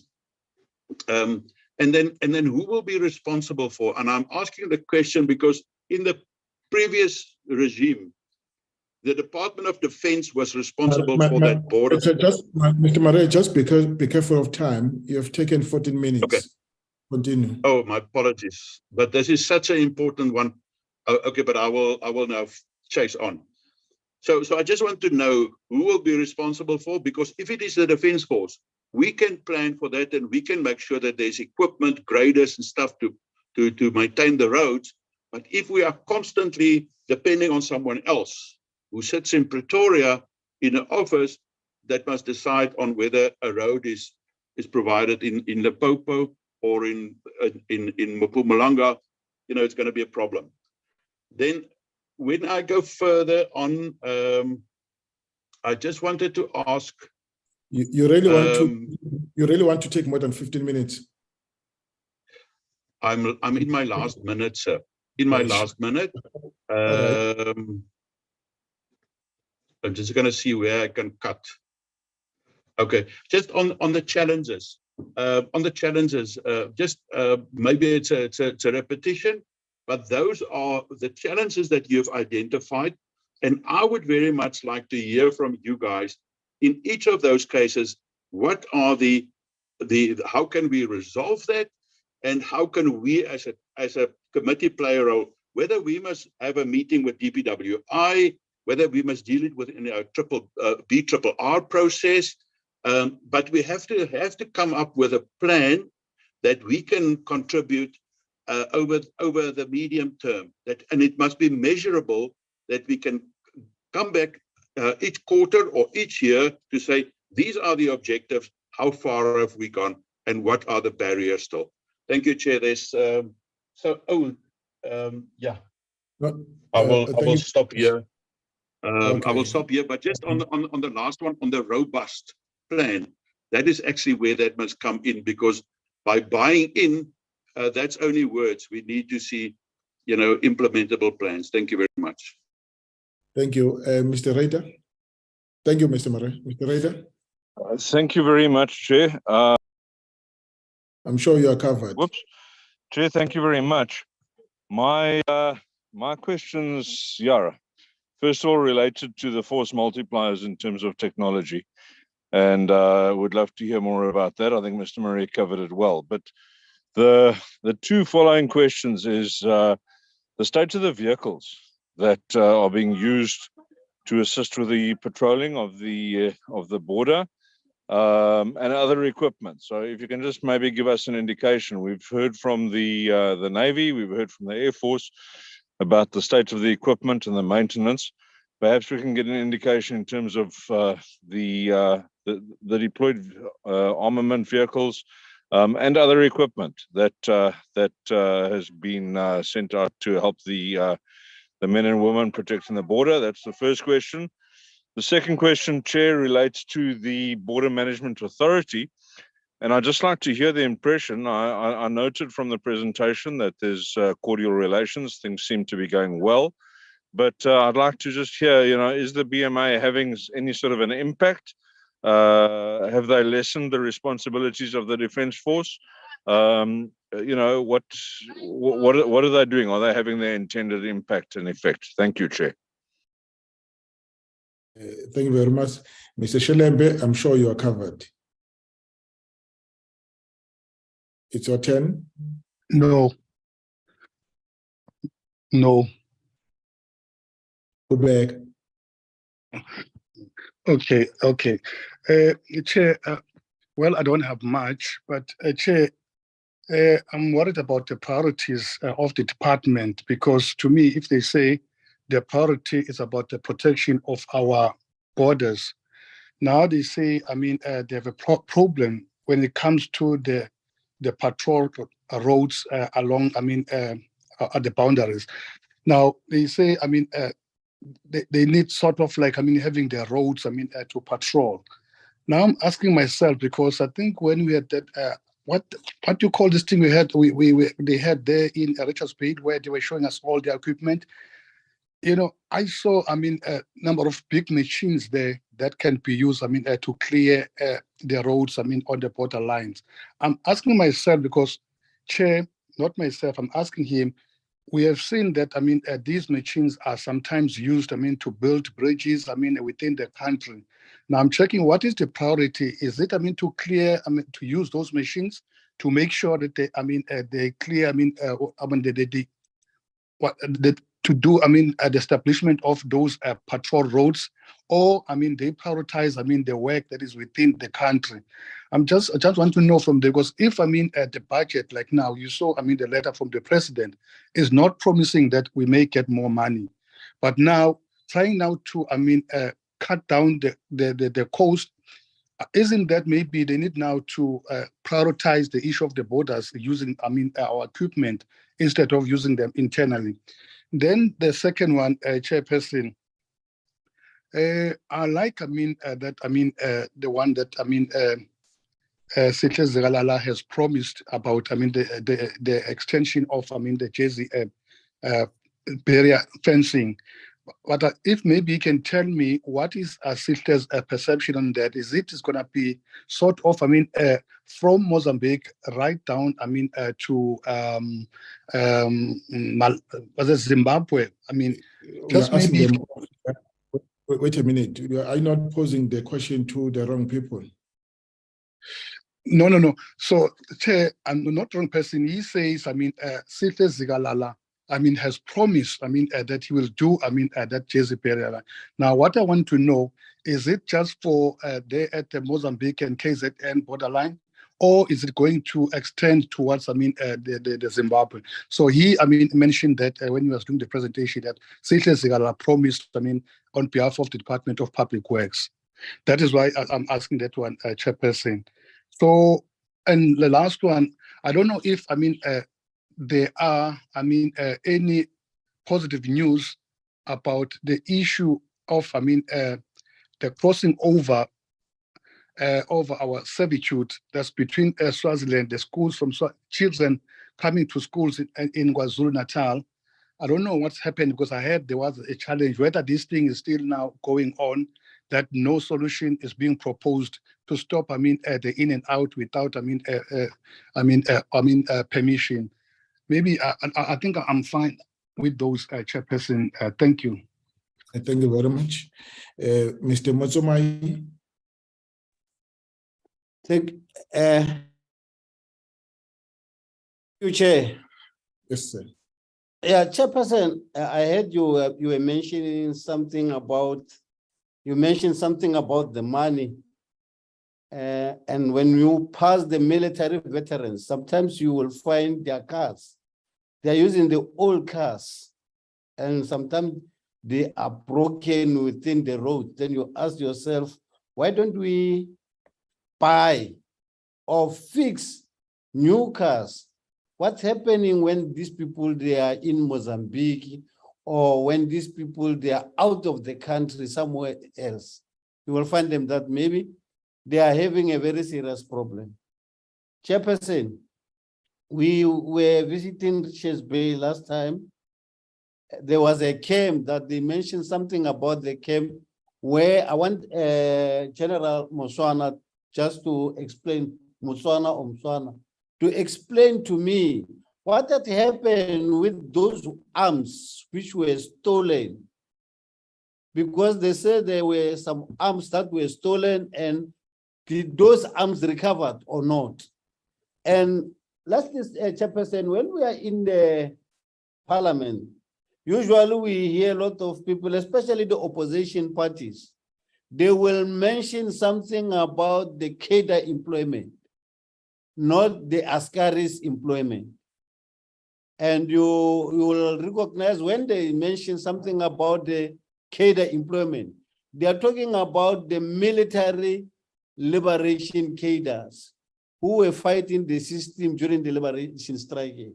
Now, I want to know from you, Chair, we have military veterans who are suffering within our country, who don't have anything as we speak. Even the SRD, they don't have it. They are empty stomach as we speak. Don't you think that when we go next year maybe we lose power, don't you think that these people, they are going to suffer more than they were suffering during our leadership? Don't you think that the issue of military veteran, they must benefit what they were supposed to benefit now, as we are still in present? Because next year we don't know whether we are going to be led by the coalition government. Can someone explain to me what must be done for the military veteran? Because they are suffering as we speak. They got nothing. Some of them, they are sick and they are dying poor. I thank you, Chair. Thank you very much. Thanks, Mr. Motsumai. All right, that takes care of the questions. I only have 2 questions on finances, but I'm prepared to wait until you have responded to the comments and questions by the colleagues. I now invite you, General Skosan.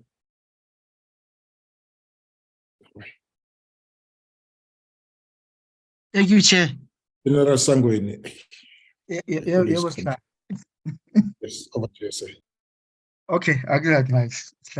Chair and members of the committee, allow me to respond in reverse. Honorable Chair Lembe, the issue of Minister Zigalala. Honorable Chair Lembe, I was just stating what Minister Zigalala, the new minister, has said in public, that he intends that the program or project of JZ barrier on the borderline will be rolled out. So assumption is that when it says rolled out is all over where it is necessary and required. I'm taking that from the position that anything that happens in the borderline, they will consult with the SANDF and will guide them accordingly. As from even the JZ barriers was the initiative of the soldiers, and we guided the provincial government accordingly where they must be installed. So our hope is that is indicating to be rolled out in the entire country. And I'm saying this from the committee members' visits to these areas. The Johnston Committee itself, where we are part of it and you were there, Honorable Shelembe, you pronounce that you wish that this JZP be rolled out to everywhere where it is necessary. So we are taking from that, that will be the approach. The issue of school children of Swaziland coming through to RSA, if it has been resolved. No, it has not been resolved. That's why I said informal crossing point or community crossing points, they still exist. Almost all provinces. Free State with Lesotho, Northwest with Botswana, KZN with Swaziland and Mozambique, in Mpumalanga with Swaziland and Mozambique. Yes, they are still there, and that's why we are saying, that's why the border guards, BMA border guards might serve a purpose if the Home Affairs or BMA takes that decision, because there it's about regulating the cross-border movement and regulating and managing that. It is not our responsibility whether they will stop these informal crossing points or they will regulate by making permits. And I believe all we know that some years ago, 10 years ago, there was a program where Home Affairs went out to those areas and made permits for the population on the other side and this side, because as we know, families were cut across. It was one family and colonial times, and then there were borders installed. So that is out of our hands. What we do, we try and assist and manage for now. Priority of the department, the engineer equipment, Honorable Shelembe, not necessarily it's not a priority. As you stated, those engineer equipment are required everywhere by South Africans. It is not necessarily that the SANDF can then focus on one and affect the others. The floods, what has been happening, those vehicles has been used, and we have limited engineer capabilities. So it is difficult to really say where we can prioritize. If we had our way, we had enough numbers, we'll then be able to prioritize accordingly. But when you do not have enough, you are unable to prioritize. You use it where it is necessary. Those bridges that we are developing or making through the SA Army are also required. They create a security situation. So we are caught between the mountain and a hard rock. We do this, it's not necessary. We do this, not necessary. However, what is important is that the border line infrastructure is the responsibility of Department of Public Works and Infrastructure, and in other areas, the FFE, not of the SANDF. As we've indicated, we do initiatives and do much more than the department is required, but we do not have adequate. But roads will be, is the responsibility and defense, the DPWI boss. It is falls under infrastructure, Honorable Shelembe. Honorable Ryder, the state of vehicles and other equipment, I indicated that I'm presenting an update from the last presentation in October, and I present what is currently applicable. So there is no difference, much difference has happened since October. I'm also answering Honorable Mare. We cannot then expect that there'll be marked difference and improvement when the status quo in terms of numbers, capabilities, lack of resources are still prevalent. So we just try and make means and mitigate and optimize. But I can say, Honorable Ryder, again, I'm going to use in the MTEF, the current vehicles, the Tropex, are going to be replaced with another type of better or more robust vehicles. The plan is there, is underway, and we've been allocated funding as from 2024. Luckily, this time, National Trail did it correctly. They involved us and they said, here's the allocation effective from 2024. So we started late last year as well. We were busy with it to get the appropriate type of vehicles. 2024, we are going to see new and appropriate vehicles on the borderline for border safeguarding. Your question is the BMA border guards having an impact and making a difference in our area of operations? No, it's still us. The BMA border guards are in the port of entry. That is their primary role. They are on the left and right of the port of entry, their primary role, but they have not yet achieved and succeeded on the sides of the port of entry or of the border gates, as I indicated with those photos. Then we are still there, we are still assisting them. So from the position of the SANDF, they have not made a difference to the borderline. I cannot, and we cannot pronounce ourselves inside the port of entry where you still need security in terms of managing the situation. Honorable Mare, your question, how successful are we in achieving our objectives? We are successful. If and when the SANDF is not there, there will be worse. So from my position, and I hope many South Africans and the members of the Joint Standing Committee, including Honorable Mare, must recognize that we are achieving our objectives. Achievement can be measured at different levels. So at a certain level, we are achieving our objectives. We are creating a deterrence. We are apprehending, and we are stopping illegal cross-border movement. Is it 100%? No.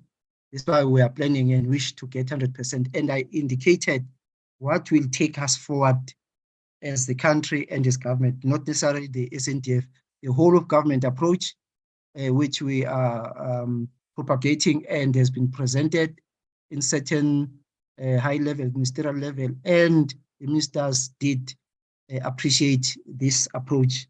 So we'll get better as the country. We'll achieve our objectives much more in future. The extent of technology make a difference in achieve our objectives. Yes, it will be a force multiplier, and it will provide us with the reach that we want to effect, to be able with technology gadgets, we can be able to see far. With sensors and radars, we can see far. There are types that will give you signals when they are movement. With technology, we'll have appropriate control stations where you can view what is happening. They will make a difference. It's unfortunate that we have not yet deployed the new systems, but we are hopeful it will be deployed and we'll start seeing and understanding, all of us, what is appropriate, what is not appropriate. I do not believe there's someone in South Africa who can be very much confident and say, I know what is going to work. We are all speculating, analyzing, being presented this, and then we are identifying what we see fit now, but it will all, when we have started deploying them and be able to, it took years for other advanced countries also to get to where they are. We might believe this item as presented by the industry is the one, but it might not be the one. So again, just be given time and chance to explore. You ask what types, it is radars and sensors. I can then not mention what type of radar, what is the name. As I indicated, we have our own that we've been using, we still use. It is also radars and sensors. It might be similar or not. Let me also bring into confidence. We went through the industry in South Africa. Almost all of them were given opportunity to present. So we know what is there, we know what is presented to us, and then we'll try our best to identify the best. We are assisted as well by Arms Corp, but until it happens, no one can say this is the best. So we should not be blamed if then it is not the one that we see fit. And if we give us this chance and that confidence, we hope we'll bring in the best out of what we have. To what extent are we ready to respond to possible threats by some parts, by the Lesotho RSA? Well, border safeguarding, Operation Corona also acts as the first line of defense and response. We will be able to.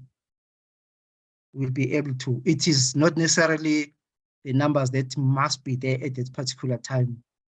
Our military drills allow the first engagement, second engagement in the different lines. We will be able to. But again, our own appreciation in the SANDF and the DOD, we do not foresee such a threat, not from Lesotho. Not from Lesotho. It can be, there might be individuals, people saying this and that, but in terms of forced action, no, not necessarily. Lesotho is a democratic kingdom, and we do not believe it can go that far. Yes, why are we limiting the maritime area for not covering up to the border with Namibia, Northern Cape, and we're ending in Cape Town?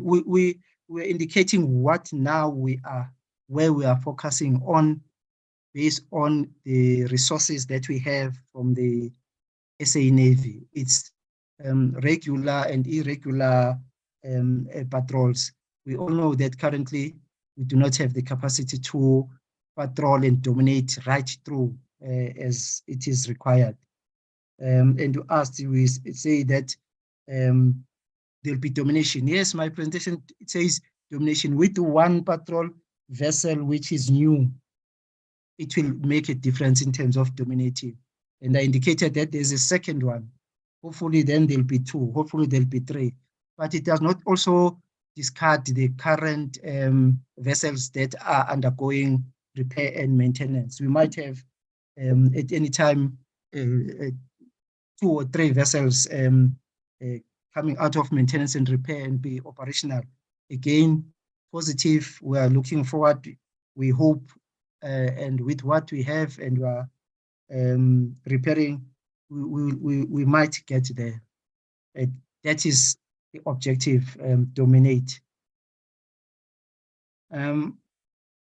What is the plan to address mobility? I've indicated it is not necessarily my space to say this, but I know that the SA Army is busy. We are going to have new type of vehicles on the borderline, Chair and the committee. We have funding in 2024. Optimization, you do not see improvement. Optimization will not necessarily see improvement in terms of, I said it is maintained and we are improving. It's an intangible outcome to say when we have to measure how much did you improve. When we created deterrence and when the community have assisted us and we cooperated, that is improving. And you will understand, I indicate also where it is our wish and our plans that we must maintain the levels of cooperation and coordination and cooperation, and also improve it. This is to say we are optimizing now and going forward. The issues of sensors, what type of sensors and radars, I will not name them. I do not know the names. I know what was presented to us and what we saw and what we've decided. It will be seen when it is operational. Will it cover 24-hour surveillance? That is the intention. Again, it is very difficult to judge now when we are commencing with this, and it's not adequate number of gadgets to establish control station, and we still need network connectivity. It is not as easy as it is said until we deploy them and we see our shortcomings. Are the UAVs used in Mpumalanga belong to DOD? Yes and no. We have UAVs. What you speak about that you saw in Mpumalanga belong to Sand Park or the Kruger National Park. Again, that is cooperation, coordination, and with other stakeholders. It is good that we have to use Kruger National Park riding on their capabilities, because the same is happening to them with our deployments there. But we do have very few outdated UAVs, but the battlefield surveillance utilize them. If they are unserviceable, they use other sensors and radars that we have. Chair, I believe, I hope I've covered all the questions that were presented. I submit, Chair.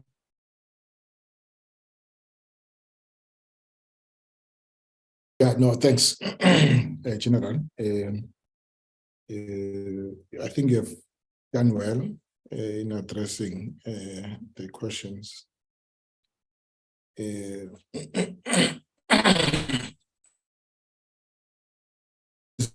question that Mr. Rader raised, he says he wanted more in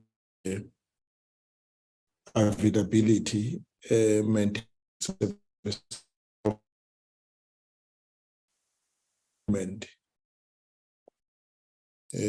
I think we must have to that topic. I'll request Brian to schedule that for the next meeting. We've done the same thing with with both the Army and the Navy. Down to the bottom of those issues. So that we the state of the Army in the same way as we have done with both the Army and the Navy. I can promise going forward. And then two, we must bring issue of procurement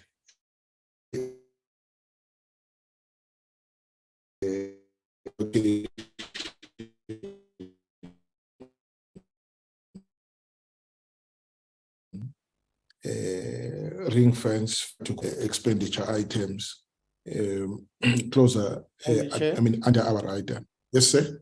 No, I'll come back to you, sir. I'll come back to you. Or the military veterans, I'll come back to you. So I think we must keep a very watchful eye on a close. We must keep our eye on that. For example, there is an allocation for ambulances, X-rays, machines, and deployable medical equipment. 60 million rand was allocated. And for 23-24, medium airlift aircraft transport capability. It's what's this? It's R1 billion. Yeah, it's R1 billion was allocated. And then for Navy defense systems, maintenance and repairs of Navy defense systems was 500 million rand. But for you, General, procurement of vehicles and border technology, it's next year, 24-25, it's 500 million rand. You know the reason why you did not get anything this year for 23-24 is because we failed to spend the 225 million rand that was allocated to you for the last 3 years. Yes, you did for the first 2 years of the 3 years, but on something else. And the 85 million rand that you were dedicating to technology and was not spent, like you are saying, that due to procurement failures. So that's how much you have shortchanged your unit or your what you call division was shortchanged. If you had spent all of it, this year you'd be getting more money coming your way. But the good thing is that they're saying, okay, it's fine. They will allow you to roll over the money that you have not spent into the new financial year. And then they will see you in 24-25 and 25-26. So you have 700 million rand for those for the 2 years of the outer year for procurement of vehicles and border technology. So I'm saying we'll try to keep a very close watch on how you are spending the money, as it were. So we must, Nandip, we must plan to meet, I don't know who must meet to look at this. Maybe it's the Treasury and Logistics and AMSCO. bring them in the same room to discuss procurement, the actual spending of the new money that has been made available for these particular items. And that money was Treasury allowed you to put it in the SDA account. Is not a solution. The solution is committing the money, even if it was in the general defense account. But for as long as it is committed, Treasury will not allow it, will not touch it. They will allow you to roll it over into the new year. And because where it is and it's not, if it is in the DS special defense account and it's not being used or committed, it's good as not having it. For me, it's good as not having it. It's good to have it reflecting on the accounts, in your accounts, but it's not being applied to improve the capabilities that we so require as a country. So I'm therefore saying that yes, we think that they have agreed to that, but what will excite us as a committee is improving your efficiencies in procuring, in spending the money effectively and efficiently when it comes to the acquisition of that. So I'm not raising any question, I'm just making a comment because of time. Let me just thank you, General, and we have heard your challenges, and we are aware of them. And in fact, there's really nothing new that we were not aware of, except that we need to support you in resolving these challenges. What is defense if it is not providing defense? And there's nothing like part defense or partial defense. It's either there's defense or there's no defense. And I've looked at the definition of the word defense. It says is the action of defending from or resisting attack. A person or thing that provides such resistance, is an action to provide protection. Now, so it doesn't say it's, in other words, there must be full, there must be protection. It's you can't give protection means protection, not part protection or part resistance or part defense. It's protection. So if people don't feel protected, so it means that there's no defense. It's that you can't say no. Yes, we are able to defend half of the citizens. No, there's no defense if people don't feel safe. Don't feel that we are protecting them. So I'm saying that it's something we, of course, it's largely because of the challenges that I've just spoken about. So in actual fact, I'm basically saying that defense must be defense. Otherwise, it's not defense, it's something else. So that's the thing. But you are trying your best, and we are failing you. So we're not giving you adequate resources to do your job.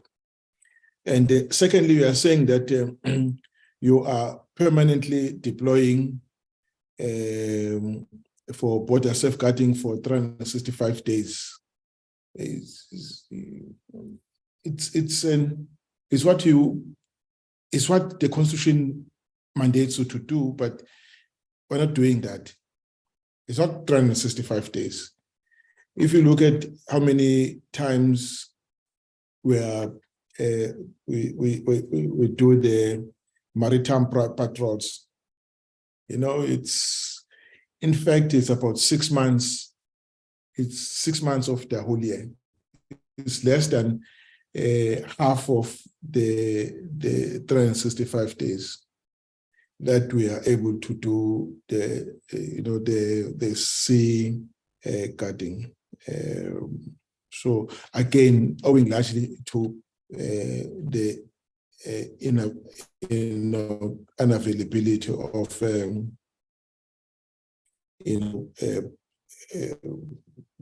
maritime platforms. And I mean, on the border, we are looking for 22 companies, we only have 15. Again, it's issue of personnel, the shortage of personnel. But that's where technology was going to come in handy. And it's a pity that we fought so hard for you to get the money for a force multiplier, because we knew that you were not going to get the numbers. But unfortunately, technology that we got fought for it so much could not be procured due to procurement failures. So these are the challenges that we are faced with.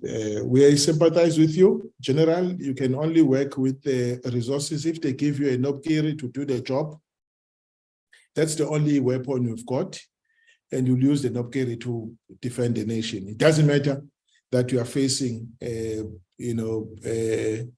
criminals who are, armed better than you, but you have the Nopkiris, and you'll use the Nopkiris, and that's what you'll present and say, with the Nopkiris, this is what we do. We are optimizing the utilization of the Nopkiris.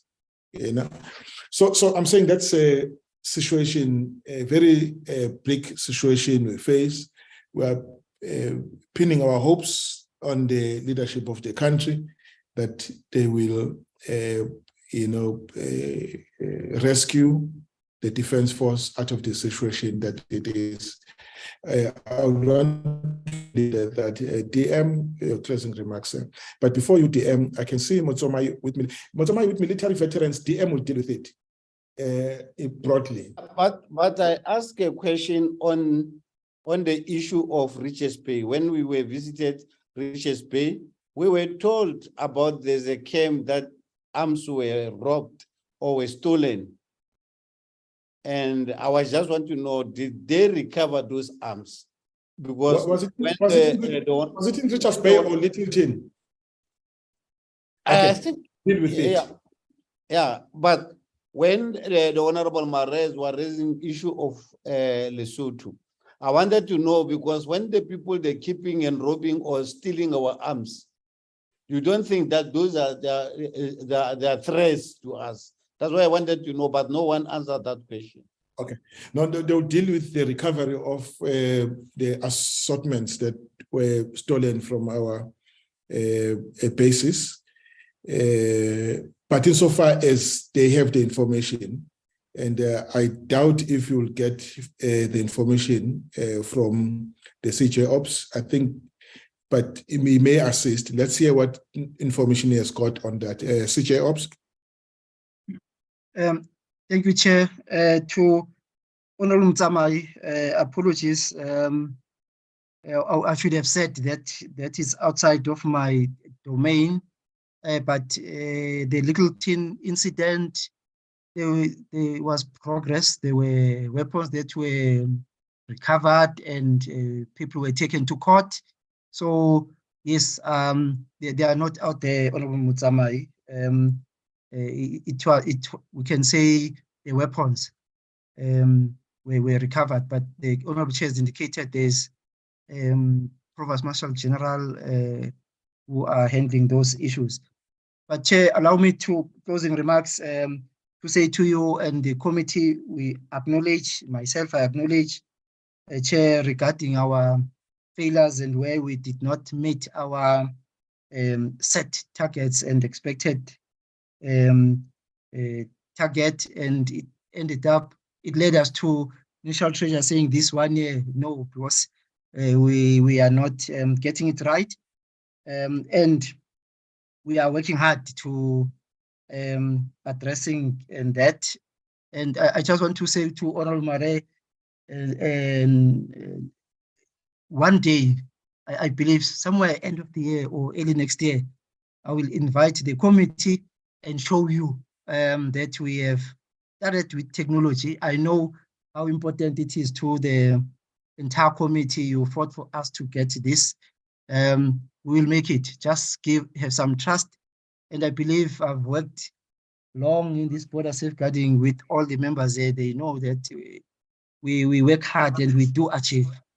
We'll achieve very soon, Chair. I submit.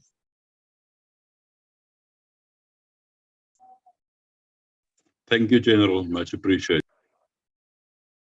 We live in hope, General. Thank you so much. Much appreciated. DM, you close, please.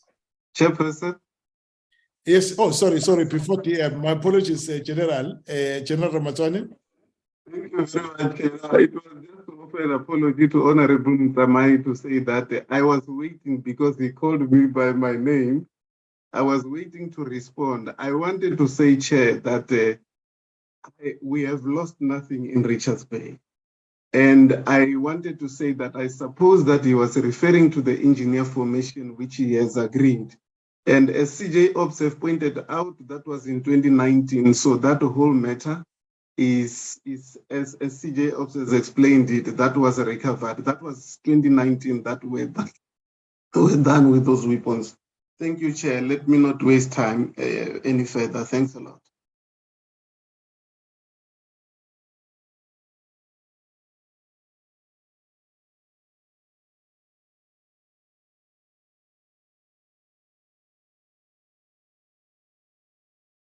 Chairperson. General, are you done? I'm done, Chairperson. I was worried the Chairperson was silent for a moment. Thank you very much. Yes. No, thank you very much. Yes, my system froze a bit. DM, just close the discussion, sir. Chairperson and honorable members, thank you very much. I think from the comments you made, Comrade Chair, I am happy that you have covered my concerns or my observations. And I am happy to leave the issues canvas today where the discussion has ended with the understanding that we do recognize that much as Chair, you have made the point that our plans must speak to how we make do with what we have. It's important, but at the same time, we also have the responsibility to say what we have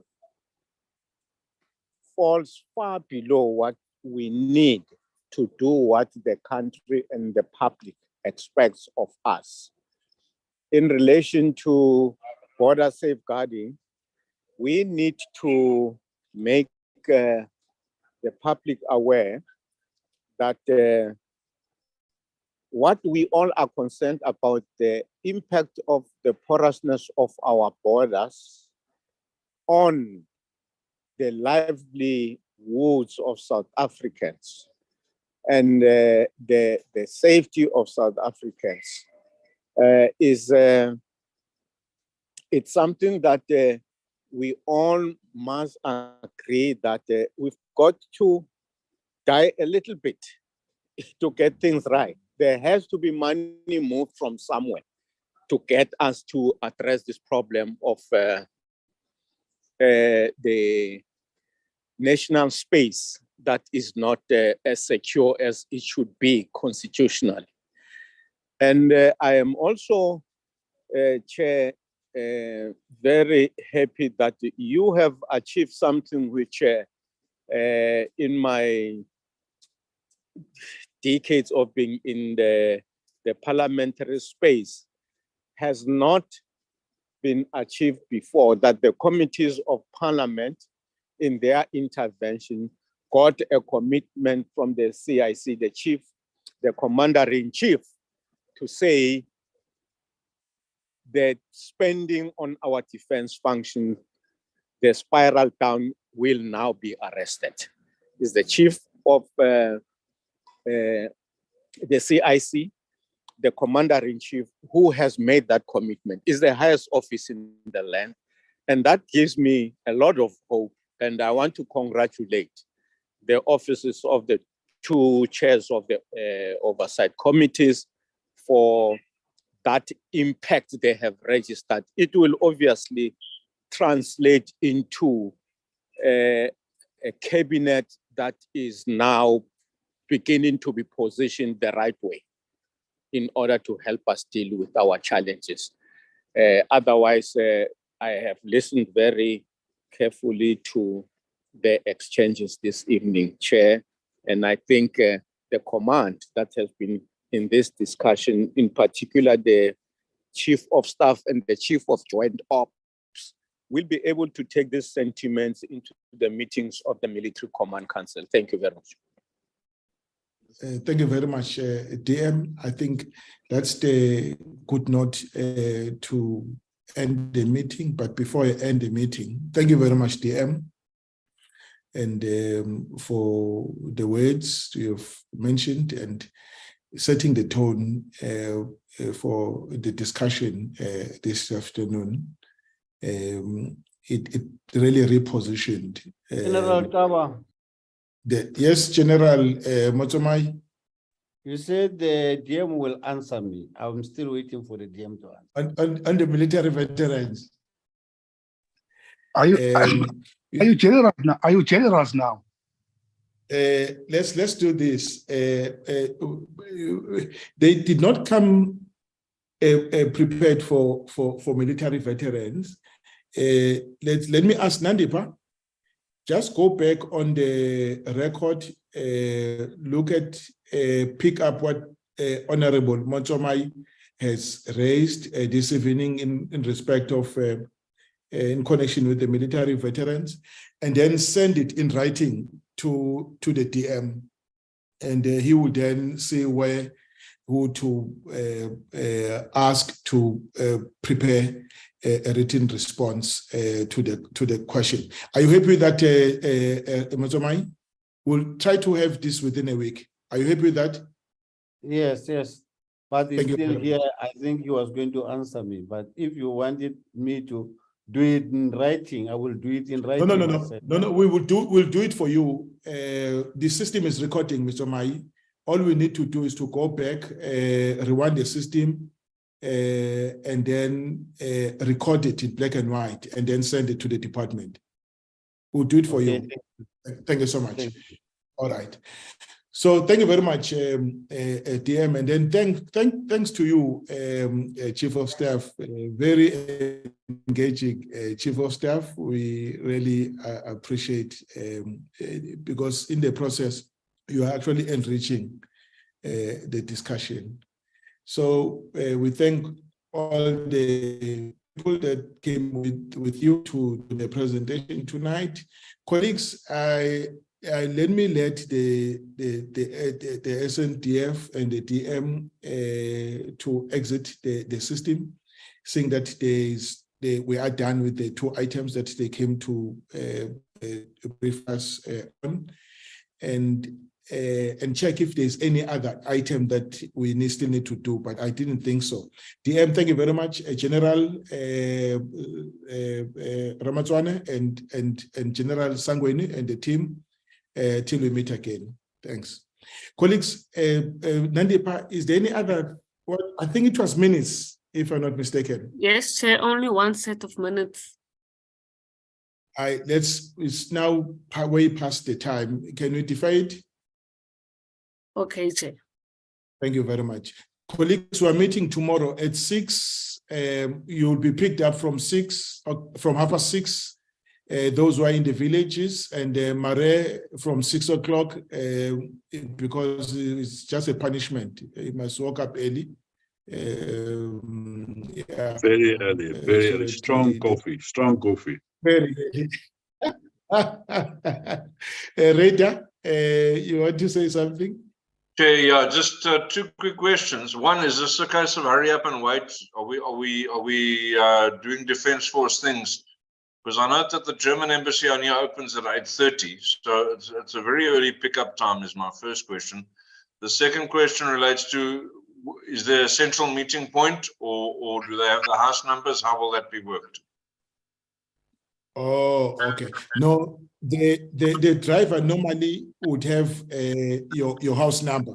Will call you to say I'm in the village, and I will come to your house number. But at least they've been told that around 6:30 he will be in the village and will be picking us all up. Maybe he will come to you 5 minutes late or 10 minutes late. It depends on how far you are in the village. Am I correct, Nandipa? Yes, you're correct, Chair. And then from the villages, go straight to the German consulate. Yeah, there's an issue of time. Maybe Willem wants to address. Chair, thank you. Good evening, members. Just on the time, Mr. Ryder is correct. It only opens at 8:30. I don't know how the arrangements look for the pickups and the distances. Just to state that the drivers were informed, we're not going to the German consulate. They have an agency in Greenpoint that facilitates the visas. It's called TLS Services. They do all the German visas, and our booking for all members is at TLS. That's in Greenpoint, but the drivers have been informed of the location to go to. Okay, are you covered, Mr. Ryder? Yeah, thanks very much, Chair. I know TLS. Okay, no, Chair. thanks. Magdalene, good evening. Magdalene Munsami, good evening. He's the new legal advisor in the office of the minister. Am I correct, Magdalene? Magdalene? Okay. Yes, come in. Yes, colleagues, I think we've covered the issues. Thank you very much. Chairperson, I've heard the Morgan. voice of Wilhelm. Has Wilhelm got something else? I've just heard his voice where he called you, Wilhelm. Oh, Willem. Chair, yeah, just one last reminder to members or just a quick update and a reminder. First, in terms of the update, just want to state that Nandipa is busy with the final financial application for the study tour. So that is in process, and after that, flights will be booked. But the application is with the Houses of Parliament to sign off with the administrative part of Parliament. So that is in process. Secondly, we've spoken to the. I've had a conversation with the military attaché in Germany, and we sent them a list of all the focus areas for our study tour as agreed to by the committee. And they've taken that each one separately, all the focus areas, and they've written letters to the various departments and role players in Germany, and they're waiting for a response. So they're looking at they've written to the Parliament, the Bundestag in Germany. They've written to the Department of Defense to get specific briefings on personnel matters, HR matters, rejuvenation, and fiscal issues. And they've also written to the Department of Defense itself and the defense industry, several companies in the defense industry in Germany. She mentioned two, which is Hensoldt and MBL at this stage. So there will be further engagements, just to let members know that they are doing a good effort on that side to make a good effort to stick with the focus areas that we've given them. So there is progress on that side. They're working on it, and we will update members again when we get feedback from the German government on what is available and what is not available. So that's where we are, Chair. Comrades, Thank you very much. Are you okay with this latest? It's your trip, so you need to be satisfied that it covers all the areas that you would want to see covered. Yes, Are you all okay? it sounds progress. Thank you very much for that. Thank you very much. All right, that was the update, and the minutes are deferred to the next meeting. Thank you very much, Nandipa and Velem, colleagues. Thank you very much for your time. The meeting stands adjourned. Thank you, Chair. Members, please remember your passports tomorrow morning. Passports tomorrow morning. Yes, Thank you. thank you, Chair.